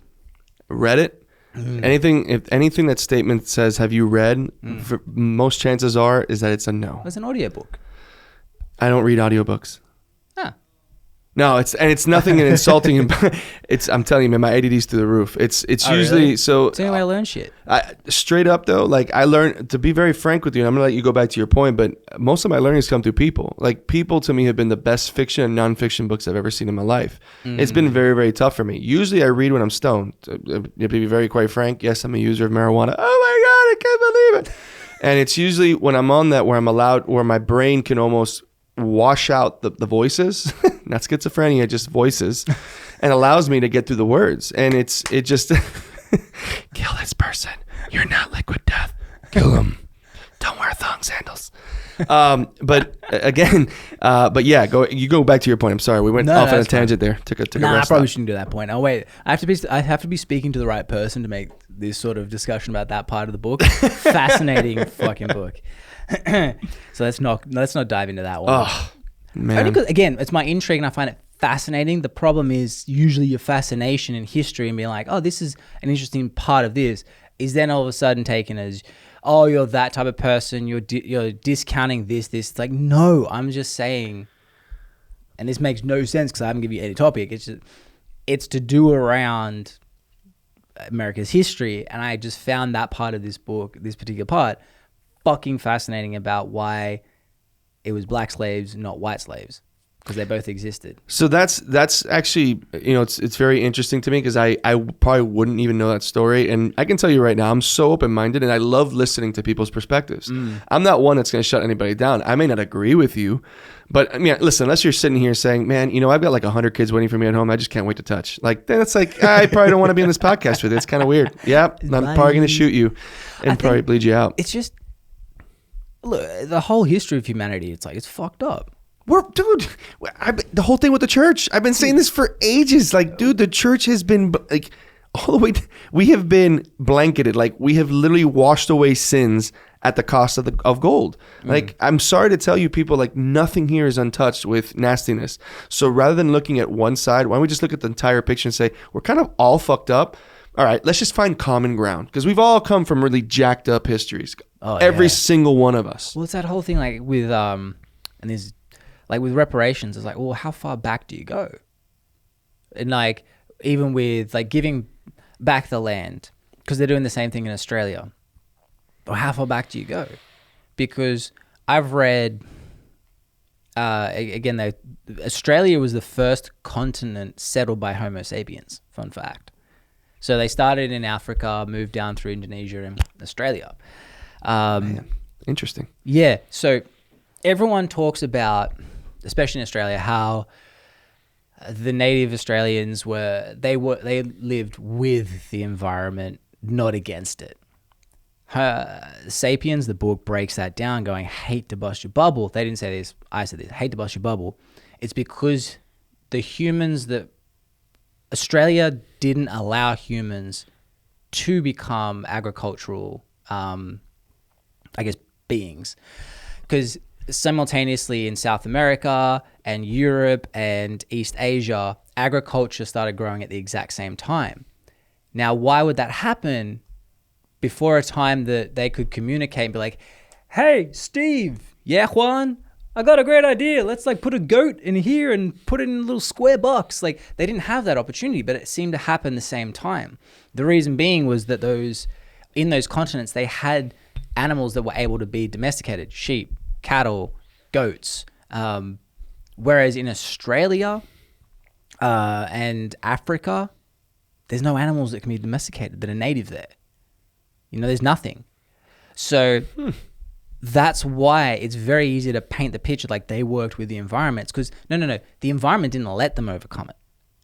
And once obviously international travel happened and, settlers went to Australia and they transported sheep and cattle, then they could build it. But before that, they couldn't, because in Australia, we had megafauna. And we also say again, like, oh, they didn't overkill things. Yeah, they did. We had, I think, a 6-foot tall wombat. There was 25 megafauna that they know of, which is greater than 110 pounds, 50 kilos for the Aussies listening in. There was 25 known ones when Homo sapiens arrived in Australia. Within the first 1,000 years, 24 were extinct and 1,000 years sounds like a long time, but it's not when you're thinking that is, a couple of maybe a group of people arrived in the continent by foot and then went across the continent of equal to North America by foot, and it took them 1,000 years to kill all the megafauna, and that was because it was easy to kill, and that happened across everywhere. So when we look back at like, oh, that they were this, we like to idolize the past. It's like, whoa. They were just as barbaric as us. The only difference was what was available in that area to work with. So it's like that question of, well, if the rest of the world was the same as like Australia, for example, in terms of nature, would we be this advanced? Because that's the only thing that sort of helped us, is that the agricultural industry allowed us to sort of fence in, get more food faster and produce it faster, so you could grow your population faster and then, advance in a way that couldn't happen. But people don't like to look. They only like to look to the past, the things that they want to see. And that goes to everything. That goes to things today. Again, even going back to the initial conversation, we like to see from us what we want to see, not the dirty things. I call it the mirror effect. We are a society right now that hates to look in the mirror. We try to turn it around, make sure the focus is put back in the person looking at you. The problem is that we need to make the person in the mirror our ally, not our enemy. The person in the mirror is not our enemy. It's who we are, good, bad, or ugly in between. Just look at him, take a deep look, figure who the hell you are, and realize that there's certain things you suck at and there are some things that you're very, very good at. And some of the things you suck at, you'll never change because biologically, that's just who you are. Can you mitigate some of them? Absolutely. Can you now surround yourself with a circle of people that hide your weaknesses and then what's it called? Really shine your strengths and vice versa. That's the beauty of being in a group of people. That's the beauty of being in a community. It was never meant that someone was just, everyone's a farmer. You're going to be, there are people, Juan may have been a shitty farmer. Maybe he was just a really good, Juan. Maybe he was just a good guy with numbers, but he just sucked at farming. Like you gave him one sheep and guy came back with a goat. Who the fuck knows? You know? You can't trust Juan. Juan. Oh, Juan. Well, that's what in the book was saying too, is that the first documented they could find writing was accounting. So math came, like creativity, like we like to think we're like, oh, we're being creative and, you know, math has limited our thoughts. But that was the first thing. It was like, all right, well, fuck, I gave you 2 sheep, you owe me a goat. Like that was the very first. I mean, granted, that's the first thing we've found. But I guess maybe that was the first thing that had to use to be written down. Like what, you're going to write down like, oh, I saw the other day a duck bit into another duck. I might tell Juan about that. Scientific journals by Juan. Pato come bato. And that's where vato came from, and now Mexicans use it all the time. Yeah, man. I find history to be so interesting, and I find that you can't look in one area or one source to understand history, because there's history books that you've probably read that when you read another history book, it's like, whoa. That counteracts one another. That wasn't what I read here. And that's where, again, where's your source of information? And now there's tons of it. I can't even trust where I get my information from. I mean, we were just talking about Ukraine, and I'm not trying to get too deep into it, but the Ghost of Kiev. Everybody fell in love with Ghost of Kiev. He was the new Tom Cruise for everybody in America, right? Oh my God, this guy's awesome. I hope he doesn't lose Goose, And then come to find out the guy's not even real, just like Goose and Maverick. It comes down, if the story is exciting, it's probably fake. But pushback to that is the freaking Ministry of Truth. Like, I'm looking, the whole 2020, 2021, there's this, it's 1984. They're controlling our thought. They're controlling the information. And yeah, to a degree, a lot of stuff was happening. But to release a new thing to combat falsehoods on the internet and then call it the Ministry of Truth. That's got Illuminati written all over it, doesn't it? But how fucking dumb can you be to be the government going, hey, look, listen, I just want you to hear me out, Biden, hear me out, Joe. People don't trust us. They're worried that we're trying to control the narrative. They're worried that, we're lying to them. And they're worried that it's becoming a bit 1984-ish. So in order to combat that, I've got a great idea. We're going to call the thing that controls the falsehoods, not the narrative, the falsehoods. And we're going to call it the Ministry of Truth. Say, Bill, isn't that from 1984? Not important. Like, why would you choose the exact fucking... Call it the Ministry of Facts, or the Department of Facts. Call it something different. We're not... All right, let's just call it straight out of a fucking book. This is not the ministry you're looking for. That's basically what they were trying to do. It's like what? Who? And I just don't understand how they're the ones who are going to come up with it when they're the ones that are questioned the most. Yeah, I'm sorry to tell you, this is like, again, going back to Elon and what he's doing now, and obviously the whole big conversation with Twitter and everything, but it's funny how there's been so much fighting back on what Elon is doing. And listen, I'm not with Elon. I have no clue what's in his brain. I have no clue what he wants to do. But if what he is saying is absolutely true, which is like, I'm just going to make it a level playing field all across the way. I'm not going to silence people for anything. It's up to you to silence them yourself. So if there's hate speech, silence them, block them. But for everything else, and we've come to find out that these little avenues that squeak through, there have been a lot of truths. I mean, hell, since 2020, I'm not going to speak about the big C word, but there's been a lot of conspiracy theory, and people painted as people with, aluminum hats on, and all of a sudden they became true. That's the disappointing part, that some of them were true, like Epstein, where it's just like, reeks of conspiracy theory, and then to find out it's true, you're like, oh man. Like, you kind of don't want any of them to be found out to be true, because then it makes all of them a little bit more valid. Of course. And now I want to be in an RV, kind of like Woody Harrelson in the movie 2012, and just hide myself up there with a CV radio and just listen to conspiracy theorists. Probably Rush Limbaugh and Alex Jones from some other space, who's sitting next to Tupac smoking a fat reefer. But yeah, it's just a very interesting time. I mean, listen, there's always been propaganda. It's all perspective. Yeah. There's propaganda back in the 1910s. It's going to go all the way to the day we die. Yeah. It's up to us. And this is where I think I always talk about just, dude, screw the news, screw your phone, have a conversation with the person next to you, and then have a conversation with the person after that. Because really, at the end of the day, if you guys are going to get to know each other and understand the heartbeat of where you live, things will kind of work themselves out. But we're so disconnected on the things that we need right in our own backyard. I don't even focus on the federal government. Straight up, I fought for the right to get voting. I haven't voted since 2008. Just haven't. And it's like, the worst of the evils. I don't give a shit. As long as you're not complaining about the other side, my thing's always that, because it's compulsory to vote in Australia, which is ironic because it's compulsory to vote in Australia, but we don't really give a shit. At least the majority of people don't.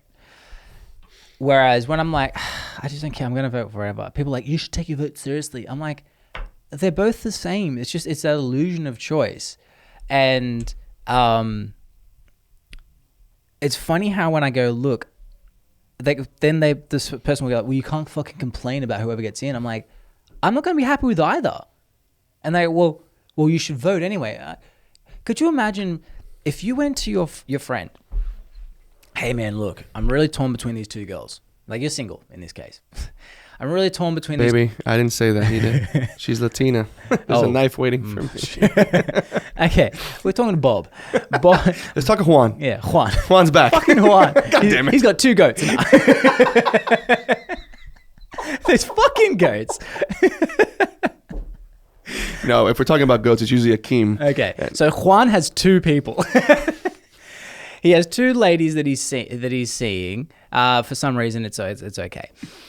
They both cheat on him all the fucking time, And then people go, well, you have to choose one. He goes, well, they both treat me like shit, and they don't really care about what I feel like. And they don't really, whenever I bring a problem to them, they twist it around, they gaslight me. Sounds like a government. No. And then someone goes, the advice the person gives back is, I know you have to choose one, otherwise you can't complain. And you go, well, I don't want either of them. And, well, you have a responsibility to have one. Like, well, we don't do that. Like, so many shit we don't do in one area. I always try and find out if I'm being hypocritical in an example of something else. So, like, to try and, I believe the core value is the most important thing about anything. That's why, again, with swearing, I don't give a shit because it's a word. What matters is the intent. Like, if someone goes like, fuck you, versus, hey, fuck you, and they'll look like about to punch the shit out of me, I'm worried about the second version, not the first. Same with, someone was talking, a comedian, Akash Singh, brought up when people were angry about the vaccines, the companies saying, hey, you have to be vaccinated. He brought up a thing. He goes, man, the same group that's anti this, when that guy didn't want to give the cake to the gay couple, the left was going, government, step in, fucking ruin him. And the right were going, fuck you, it's his choice. The other was like, now it's flipped. And I was like, fuck, he's right. To a degree, that was slightly different because, they can go get a cake from somewhere else, but you can't exactly just be like, all right, I got fired from that job, I'll go find one easily. Like, that does fuck up your life. But there was a slight hypocrisy of, it's his company or his company, his choice. Then the side flipped and they're like, well, no, fuck you, government, stand in and do the right thing. So, yeah, I try and always find the underlying story of the moral, I guess, of am I being hypocritical? And there's so many times I've been like, oh, fuck, because I feel this way about this thing, that I actually feel the other way around. So what do I really value in this scenario? And that's what makes me go, okay, I need to figure it out. And it's confronting. No, I would agree with that. And then I think the other layer to it all as well is you have to figure out no one person, no one president can figure out every single thing that's wrong with the country. You have to prioritize what it is that you think needs to be fixed first. And we try to wrap everything up like everything is going to be fixed, and that's the issue. But no one's talking about the biggest issue, which Communism. is like I'm sorry to tell you, but you really need to figure out what are truly the most important topics that need to be fixed. No candidate, even down to the commissioner level, can fix every single issue that goes on in your backyard. You've got to figure out what's the most important and who's going to tackle that with the most vigor, and who really has the ability and the know-how or is surrounded by the right staff to tackle that. And in certain cases, I may vote in a way that maybe I wouldn't standardly vote, because at the end of the day, I believe that this person's going to make the change. And again, this goes to going back to the first thing we discussed, which is getting into boxes when going to public speaking. We're always trying to be in a box, left or right, red or blue, this or that, elephant or donkey. Like, what are you? It's like, why can't we just say that we are a group of people that are inhabiting a country that say we need something better? And why do we need to fit it into this? Why is my ballot, or why is everything have to be like, hey, congratulations, you're a Republican? Because I'm still, quote unquote, Republican from what I was when I was younger, but I'm just not anything. I'm fucking American, man. And I just... Well, I've already been labeled a Republican. I was like, what the fuck? I'm like, I don't remember signing up You have for the that. mustache for it. Yeah. You have the mustache for Is it. that what it is? I mean, the whole slider thing, that's where you're really starting to get uneasy, and you use the word Juan a lot. So there's a lot of... So you're saying I'm racist, I too. think under Biden, you're American. Under Trump, you're dirty. Like, just letting you know. Great. You're welcome for that. We can snip that one up later. Call me Juan. Absolutely. Listen, there's so many different topics when it comes to this, and I do like the fact that you brought up the Sapien thing, because it's actually a book now. I have an intrigue, even if it is an audiobook. I actually have an intrigue on it because it's deep, man, and we need to get deeper into things. That's why I have a record player. I listen to records, and it's honestly not just because I like listening to records, just because it's old school, but it forces me to go through it. It makes me slow down, and we are going entirely too fast, and life is really going past us. We're missing a lot of learning points, even the negative shit, even the traumas. It's going to be out there. We can't avoid that shit. They're going to be there. There are traumas that I live with every single day, no worse or better than anyone else. You got to live through it, because that's how you're going to learn how to overcome shit. And dude, that story's going to help people. It's going to help you too. So slow the fuck down, chill the fuck out. And it all comes down, if you can't figure that out, get a massive group of people and just pass a bong and just chill out. Just don't bring any of those crumble cookies. My God. I still haven't tried that Delta 8. Delta 8 is interesting. You just gotta be weary with it. I'm becoming a little bit more weary to it. I've indulged in it. Weary? I've been weary with it just because, listen, it's not really the most natural, especially a lot of that crap isn't the most natural.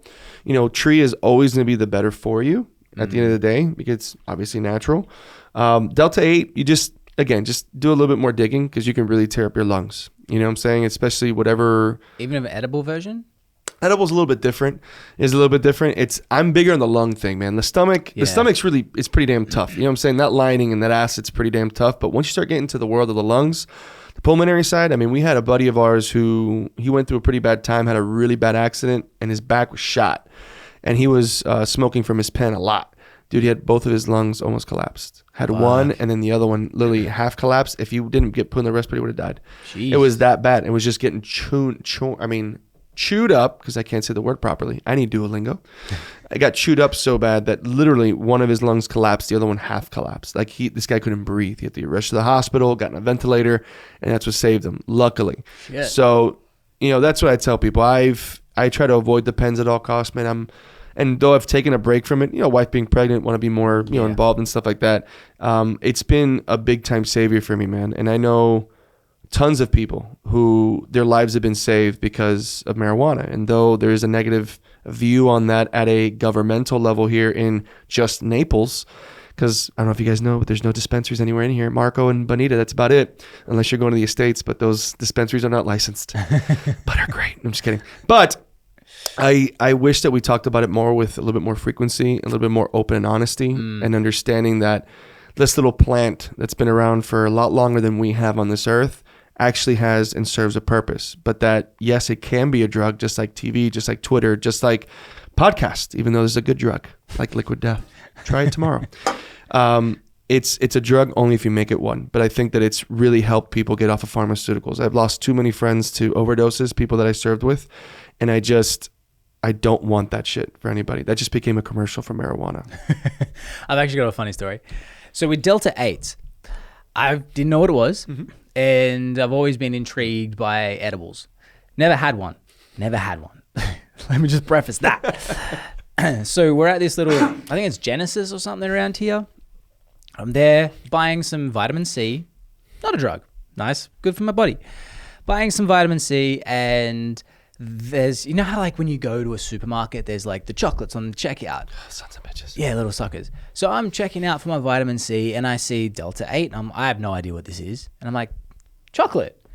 Oh, this is T8. This is marijuana. And like, yeah. I go, oh, wicked. I'll try it. $5, 8 pieces. Fantastic. Thank you. Go home. In-laws are still at the house. And he told me, he goes, yeah, you know, it lasts for about an hour. I'm like, all right, awesome. Lasts for an hour. They go out to go to dinner. They're like, we'll be about hour and a half, 2 hours. Wicked.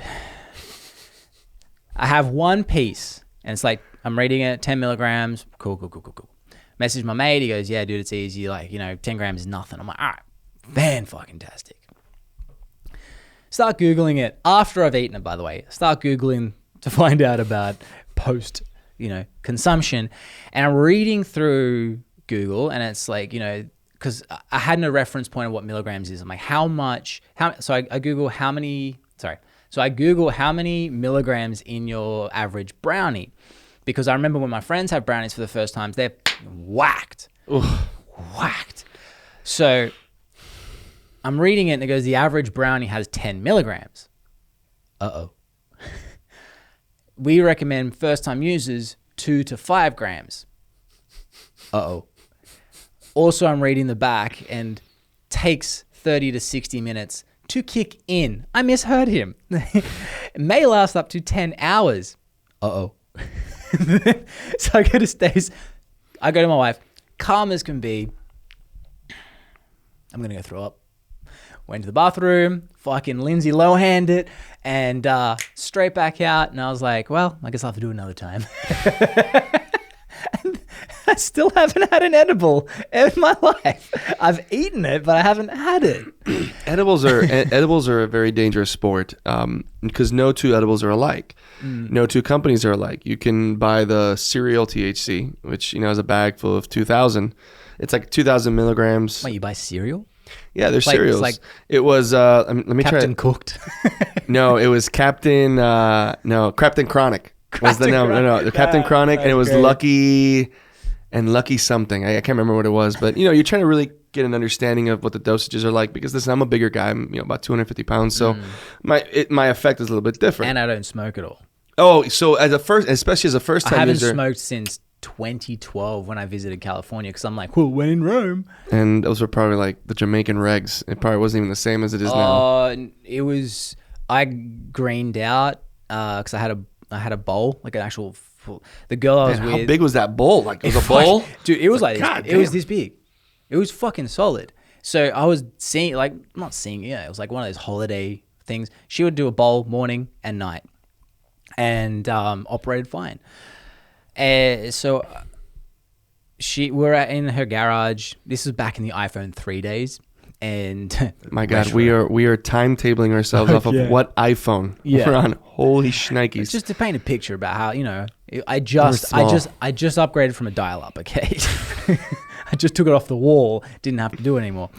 So she takes a hit, and I take this cool photo. Like, she had short black hair, and it kind of looked like a badass Pulp Fiction Uma Thurman photo of her blowing out the smoke. And I go, sick, take a photo of me doing that. So I'm doing it, have a hit, hold it. She can't unlock the phone. And she, the fucking classic swiping and nothing's happening. So I'm holding it. Fuck it, don't worry. I'll do one later. And then, so we're chatting on the couch.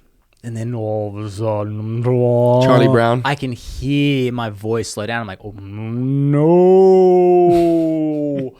And I get up, and gravity is fucking hit me. Like gravity all of a sudden, it went from 9.8 meters a second squared to fucking 28 meters per second. I was like, poof.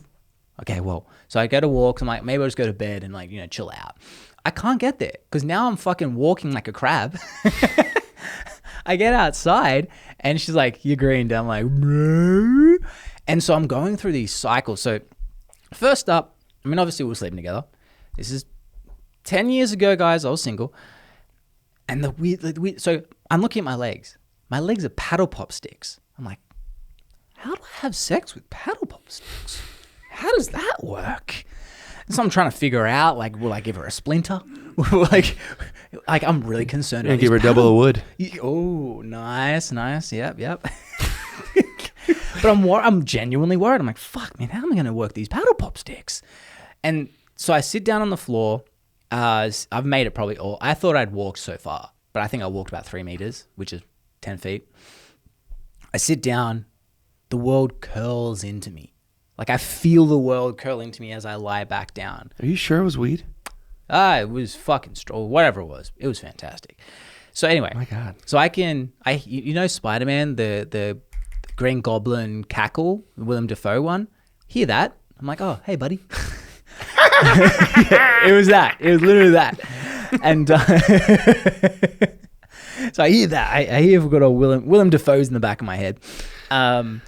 And I can see sound. Like it looked like auras over my skin. And I was like, that's fucking lit. Everything was fine. I was like, you know what? Just write it out. If you fight it, you're in trouble. I'm like, just write it out. But then I start thinking, I'm like, hold on. If people have this is my brain. If people have a propensity to get schizophrenia, this can be the little tripwire and boom, boom, boom. And I'm like, oh God. Okay, no, we're fine. We're good. We're fine. So let this cycle the whole time. Meanwhile, I'm at a house on the other side of the world. I'm on my own. I travel on my own. My mates don't know where I am because they're in South California. in SoCal. I'm in LA with this girl. They don't know who she is. They don't know where I am. She doesn't know who they are to contact them. My parents on the other side of the world. And so the thing that was going through this, like, don't worry, it's cool, chill out, to holy shit for a second, to don't worry, it's cool, hey, Willem Dafoe, like, keep going. It was like this thing of, I then in that moment understood what it was like to have schizophrenia. Because I'm like, oh, if this went long enough, I know it's not real now. But if this then, 5 years of this, I can't differentiate from real to fake now. Because I've forgotten, because that's been 5 years of this. I was like, oh. So now when I see schizophrenic people or like, I'm like, I'm with you, bro. I know what you're feeling. Been there. Been there. And yeah. Is William Dafoe there too? No. Yeah, so that was half an hour. I thought it was like 3 hours. But yeah, apparently you can't have sex with paddle pop sticks. All I can think about was SpongeBob when you said that. Who was that one guy that walks around on the sticks? I can't remember his guy. Zoidberg. We used to nickname girls with moustaches Zoidbergs because they look like Zoidbergs. And that's all I can think about with that. I guess I'm just glad that it was the Green Goblin was the William Dafoe and it wasn't the Boondock Saints William Dafoe behind you, because that would have been a whole different type of very different life. Listen, I think we all go through those weird times. I've always had intrigue on the hallucinogens too. I really want to try shrooms. Shrooms, first of all, quality of shrooms is a big thing, right? So just picking them off the street is a biggie, right? So and then cow poop. Yeah, the ones that actually cultivate them themselves, like there are people who have containers, like containers where they do white suits, hazmat suits, and they're really, really heavily involved, almost like Breaking Bad. But for it, very high quality ones are fantastic because they're usually cleaner, less chemicals, all that crap, right? And then you have to. Two things. A, you want to be with people that you trust because you're going to go on a trip that you really want people you can trust to be around. So what you did in LA, you do not want to do that. And then the second thing is you never want to do it when you're in a bad place. Like, if you're stressed, if you're really angry, like that's just something you do not want to do. I find it very interesting how many people don't want to do it. And I think that, again, it's vulnerability. You don't want to lose yourself. It's that control of your emotions, control of what you are. But I would actually beg to tell people that it's actually quite therapeutic because you're such in a loose spot. And yeah, you see some crazy shit, but there's some discovery in that. I mean, listen, Joe Rogan speaks about DMT a lot, right? DMT a lot. And it's something that I've always had interest in. I've always had interest in because of what's been told to me. A lot of people actually use it for therapeutic reasons. Go figure that DMT, which is the same substance that are found in those toads in South America. If you guys remember those South Park episodes where they used to lick, or was a Family Guy where used to lick the toad and they started seeing the colors. It's funny how they actually use those enzymes for people who have addiction issues, addictions in meth, addictions with heroin. They use it because there's a therapeutic aspect of it. It actually allows you to unlock and face certain things that you've gone through, going back to our initial convo about unlocking shit in your head. And I find it very interesting that we are so bound up that the fear of just letting ourselves go just a little bit to kind of just figure ourselves out is something that we die from here all the time. But bro, they've been doing tests in California for almost near a decade with microdosing of LSD. There were companies that were seeing how it would work with their employees, and they found that those jobs or those businesses were actually much better functioning on a 32-hour work week than on a 40-hour work week. Think about that. They got more work done. And I find that to be very, very interesting. You'd be more focused in that 32 hours. Correct. There's other things in place. And now they're doing shroom microdosing as well. There's people here in Bonita. There's people who actually do that here that are able to prescribe it. There's a place here that I'm actually gonna hit them up soon, because I met him at a networking thing, but I'm like, I have a bajillion questions, but I'm not going to ask you now because I wanted to ask him here, because they do ketamine treatment. So like MDMA treatments, everyone's familiar with that, but they do ketamine. I'm like, what? The horse tranquilizer? That's got to be interesting. Yeah. And same thing, they guide you through it. It's controlled. It's controlled. But yeah, I've always said the first time I try shrooms, I want to hire a Navy SEALs type guy because he can overpower me physically and outrun me. So I should be sweet. So if shit hits the fan, we're good, bro. And it's not like meth where I get superpowers. It's just like, if I lose my mind, he can fucking look after me. Plus, Navy SEAL's probably medically trained. Do you know how much? Usually. How much does a Navy SEAL go for? In euros? Probably. Man, I'm pretty sure you can get one that got kicked out early in training on Craigslist for a pretty decent cost. See, I want a well-trained one. Oh, well-trained. Well, that. Yeah, no, I don't want one with like loose We'll go on tires. LinkedIn and just put up see if we can find one. I need a babysitter for my mushroom trip. Hey, looking to do shrooms. Looking for a Navy SEAL, well-trained, maybe 5 to 10 years. Served or non-served, it's all good. Strong cardio. Strong cardio, not named Juan. Good swim. No, I don't want Juan here. He needs to be a good swimmer too, because I'm in Florida, and knowing me, like, I'll be like, guys, let's go for a swim. Yeah. No, man, it never once in any of the times that I've attempted, and I've done it 3 times in my life on the shrooms. Never once did I want to be mobile. It was very much receptive. You're kind of just sitting there and just kind of, you're taking it all in. There's a lot going on, man. Things are popping. There are things coming from everywhere, from every little corridor, and it's one of those things you just want to be receptive to it. Yeah, you engage with it, you kind of like swipe at it at times, but it's very interesting because you're not there, but you're there. And it's very, very cool to finally let go of yourself and just kind of see what comes, because it's really things that you create and curate in your mind. It's really the artistic and the creative side that's really pouring out, and a lot of times it's the first time we're meeting it. So it's very, very interesting. Again, it's really cool for the self-discovery part of us. And I would implore people to just give it a look, but make sure it's in a controlled atmosphere. Just don't like pop it in before a networking event at Noodles, because you may just wake up during the club style. You know what I'm saying? So you may be talking about pancakes and waffles and end up going, unce. Like, what just happened? Where am I? So yeah, dude. You'd actually find the gate. Have you looked into the gateway process? Gateway process. Bro. Never in my life. That's what my tattoo on my arm's for with Jasper. It's it was wild. So it was like mid 2020. Stacy, in the spiritual realm, this CIA paper starts doing the rounds on gateway process, and they're talking about hemi-syncing, like syncing up the hemispheres of your brain. And I'm like, all right, I'll give it a try. So I'm reading it through. It makes a lot of sense. Like, it's fucking weird writing. It's very odd writing, but I'm reading through it, sort of piecing it together. And the trip out that I'll get to in a second. But the way it sort of maps out is, its theory was that there's two known dimensions.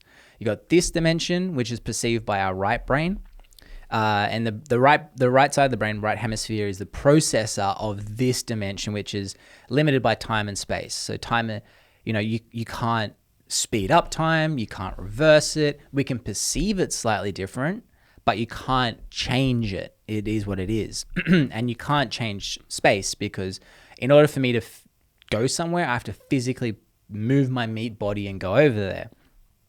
Then there's the other one, which is called the absolute, which is perceived and interpreted and processed by our left hemisphere of our brain.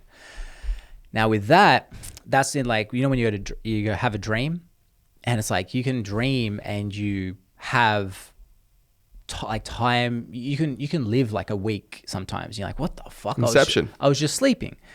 So in the absolute, when you go to sleep, the right side turns off, hence the eyes shutting. So then the left side is more activated. Then when you wake up, the right side turns back on, and we're back in this realm.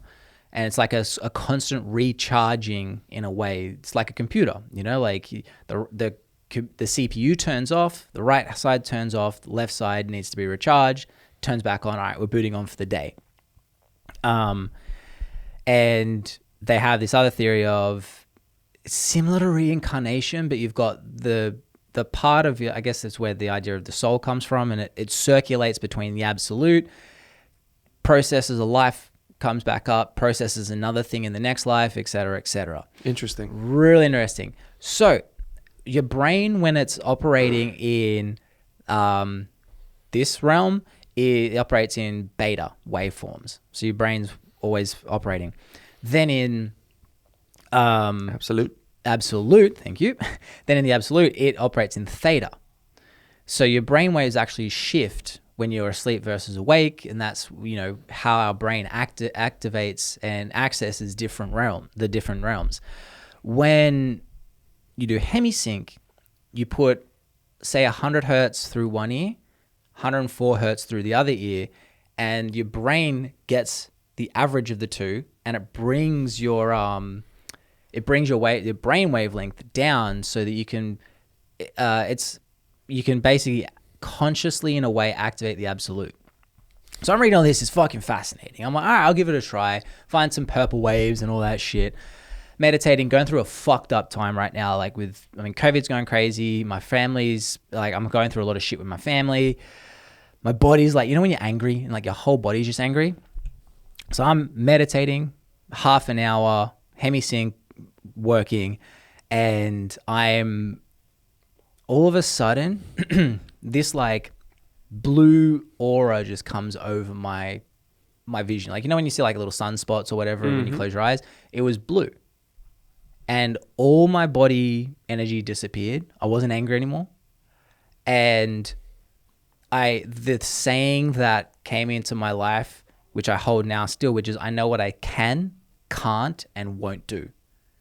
So I had this, now that saying for me is like, I always know what I can do, which, can I try and communicate further in the scenario that I was going through? Can I communicate more? No, I've tried everything. All right, I can't change their mind, and I won't do fucked up stuff. So I know what I can, can't, and won't do. Just from this blue aura that went over my vision. And I was like, thanks, Jasper. Who the fuck is Jasper? Just came. I was like, all right, thanks, Jasper. And then from then on, so much shit in my life has just made sense, where I was like, okay, I know what I can, can't, and won't do. And I had this liberating effect of, I'm not a control freak. I'm not trying to, change things. And I know what I can change and I can't change. And I just, that happened.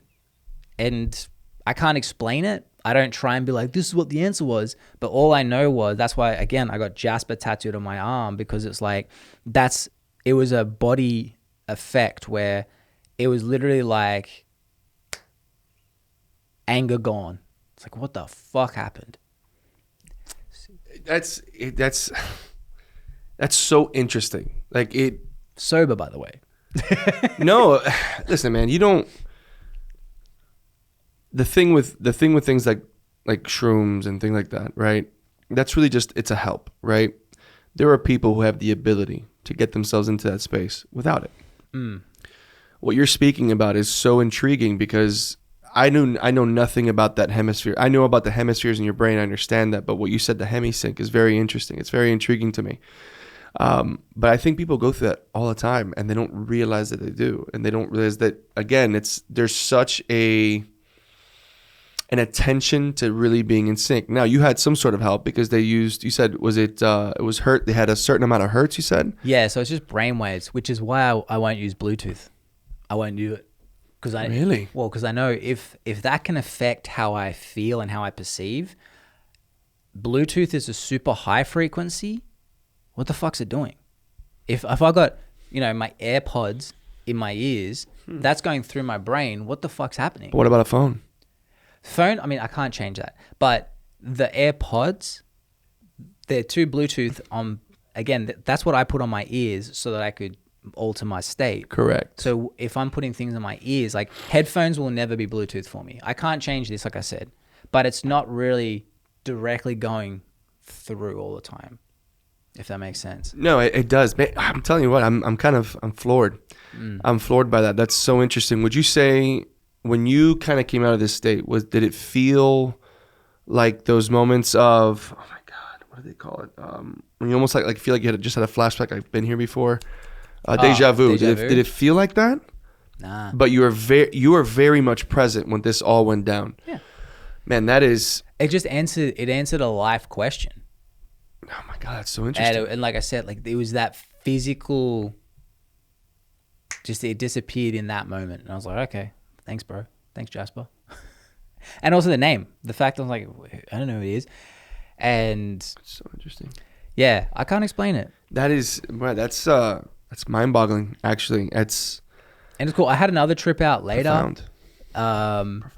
That one's weird, and again, I don't know. I'm waiting to see what that one means. That one, it felt like I saw my life a little bit more. But the one thing was, it hasn't come about yet. So until it does, I don't want to say it, but it was just weird. Like I had it again the next night, but I haven't had it ever since. So I'd be interested to go through it again. What crazy thing is, I've bumped into people in very random places. I'm not even talking about here, even other places outside the country. And I had, I'm trying to remember the city. I think it was Landstuhl in Germany. I was walking. It was at night, and I was kind of, I wouldn't say DD because we didn't drive in Germany, but I was kind of like the least drunk one. Mm-hmm. And I remember having a really in-depth conversation with a woman, and it wasn't sexual of any nature, but the woman just approached me in a way, and it all started with, "Hey, just want to say thank you." Okay, and she went into this depth thing. She goes, "Oh, this is what you've done for me." I go, "We just met." She goes, "No, not really." So I'm here thinking that she's drugged up, like there's someone that's off, whatever. That story always stayed with me. I've never really discussed it ever in open like that because I play it off as something else. But now you speak about something like this, it's very interesting to me. I don't know, man. It's just, we're so deeply connected at a much way deeper level than we can ever think. I actually think at an Elon Musk level, we're very much connected. We'll just never get there because Elon Musk just talks in code, he talks in Braille. But dude, that's fascinating. And let me ask you a question. Where did you do this? Did it at home. So you did this at home. So this was something that you obviously studied. You had already done meditation. And I've meditated before. I've done that plenty of times. It was more just, my studying was literally just reading that paper. There's one page that's missing and no one can find it, which makes me there's so many questions about where that page is, like page 25, I think. It's in the Ministry of Truth. Maybe.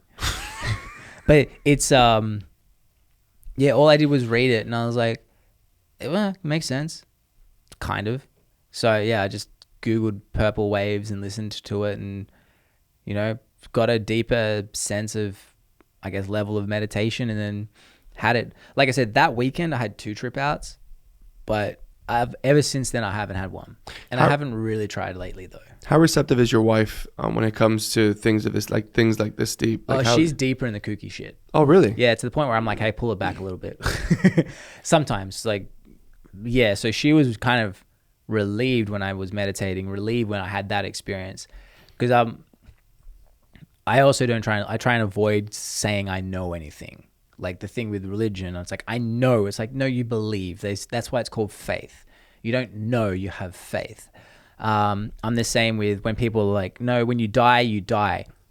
I don't know that. So I'm not going to say I know that when I die, like it's going to feel like just when I was born, I don't know what happened before. It's true, I don't. But I don't know if there's, again, that little soul thing that it isn't a conscious being. It's another thing. Like 100, 200 years ago, if I said to you, like, so there's this thing that comes from the sun, and when it hits us, it burns our skin. And it's also, it's this thing called radiation, and it's very dangerous. You can't see it though. People would be like, shut the fuck up. You're an idiot. But it exists. And then infrared, it exists. That we found out there's sounds that whales can hear and dogs can hear that we can't hear. So who the fuck knows what else is out there? No one knows. And I love that you made that statement, because I think it's a very important one. How much do you really know? If you weren't there since its inception, do you really know? Everything we have to depend on something being translated to us, all the way back down to the Bible. Everything has to be translated. So do you really know? It's like, no, it's okay. It's okay to say you believe. You don't have to say you know. Belief is quite profound as well. I think you have to have belief in your life, especially in ourselves. We have to have the belief that we can change, the belief that we're going to succeed, the belief that we love somebody, so on and so forth. Belief is very, very profound. But knowing, dude, we throw that word around a lot. Like, we can say we know people. No, maybe you know energy and you understand a little bit, but you don't know everything. That's dope. And I'm glad that your wife has that perception, even though she's a little bit off the kookier end. She's pulled back in. She's pulled back in? Now she starts to see, because she's big in the spiritual realm.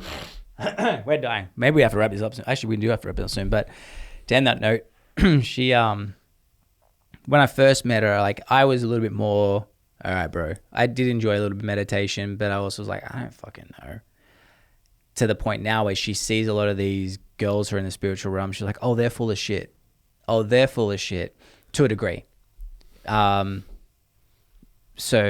it's kind of been like we're starting to level one another out, which is good. But yeah, I think she wouldn't be, because she's vegan too, and I'm not. And, I'm just like, I said to her with that thing, I go, you can't talk about health. That's debatable. Morals and ethics, you can say that. No one's going to fucking argue that. No one's going to argue that. But that was one of the first things with our big difference was I said, don't lead with the health, because I can debunk you on that. And that's not good when your husband's undermining you. But you can lead with morals and ethics, because no one's going to be like, well, yeah, no, it's fine to kill stuff. People are going to be like, yeah, it kind of sucks. And so now she leads with that, for example. But yeah, back to that's why she does all the yoga stuff. Yoga's interesting. It's great on a health aspect, but it's also great on a spiritual aspect. I would agree with that. I'm not good with it. Again, meditation, yoga, and all that stuff. I'm not very limber. If you see me on an uneven bar, it's not very pretty. You're thinking though on the physical aspect of it. No, yoga's weird, cool sometimes. But then again, when you think about what's actually happening in your body, and listen, look about the flexibility thing. Reading up on Kareem Abdul-Jabbar, and one of the reasons why he was so healthy is he learned from a younger age, when he met Bruce Lee, the importance of being limber, and where his strength came from was really the fact that he stretched for an hour and a half every single day. There are parts of our body that don't get enough oxygen anywhere. And what that did was you're literally strengthening all of these parts of your body. Kareem Abdul-Jabbar is a very, very healthy man. That guy's in his 70s. He can still do MMA. He can still do mixed martial arts, and he's very comfortable doing it because he stretches every single day. Yoga is powerful and again, this is coming from a person who's never done yoga, but I can respect the hell out of it, because it's not just something that's physical. It's something that encompasses everything from your senses to your brain to just, it's very interesting. I can't wait till the day I slow down and I can just do fucking yoga, because I really do like it. And the hot yoga is very interesting to me too. Yeah. It's getting sweaty. Yeah, sweaty as shit. But listen, man. Yeah, we gotta wrap this up. Cool. So, Cid, where do people find you? You can always find me on Facebook. I mean, Cid Fernandez, that's CID. So for those who can't spell, that's Dick backwards, CIDDIC backwards. And then on Instagram, Mortgages W Cafecito. So that's Mortgages with Cafecito. And listen, guys, if you guys ever want to be someone who wants to speak or just wants to find your own voice to be able to tell your story, reach out to me. If you want to do a mortgage, reach out to me. If you just want to shoot the shit, reach out to me. If you want to get into mushrooms, reach out to me. If you want liquid death, reach out to him. All right, cool, man. Well, thanks, guys. If you're still listening, make sure to subscribe and hit that bell if you're on Spotify too, so you don't miss them. But they come out every Thursday and Friday. Peace. Bye, everyone. Thanks, bro. I like that. That winded a lot.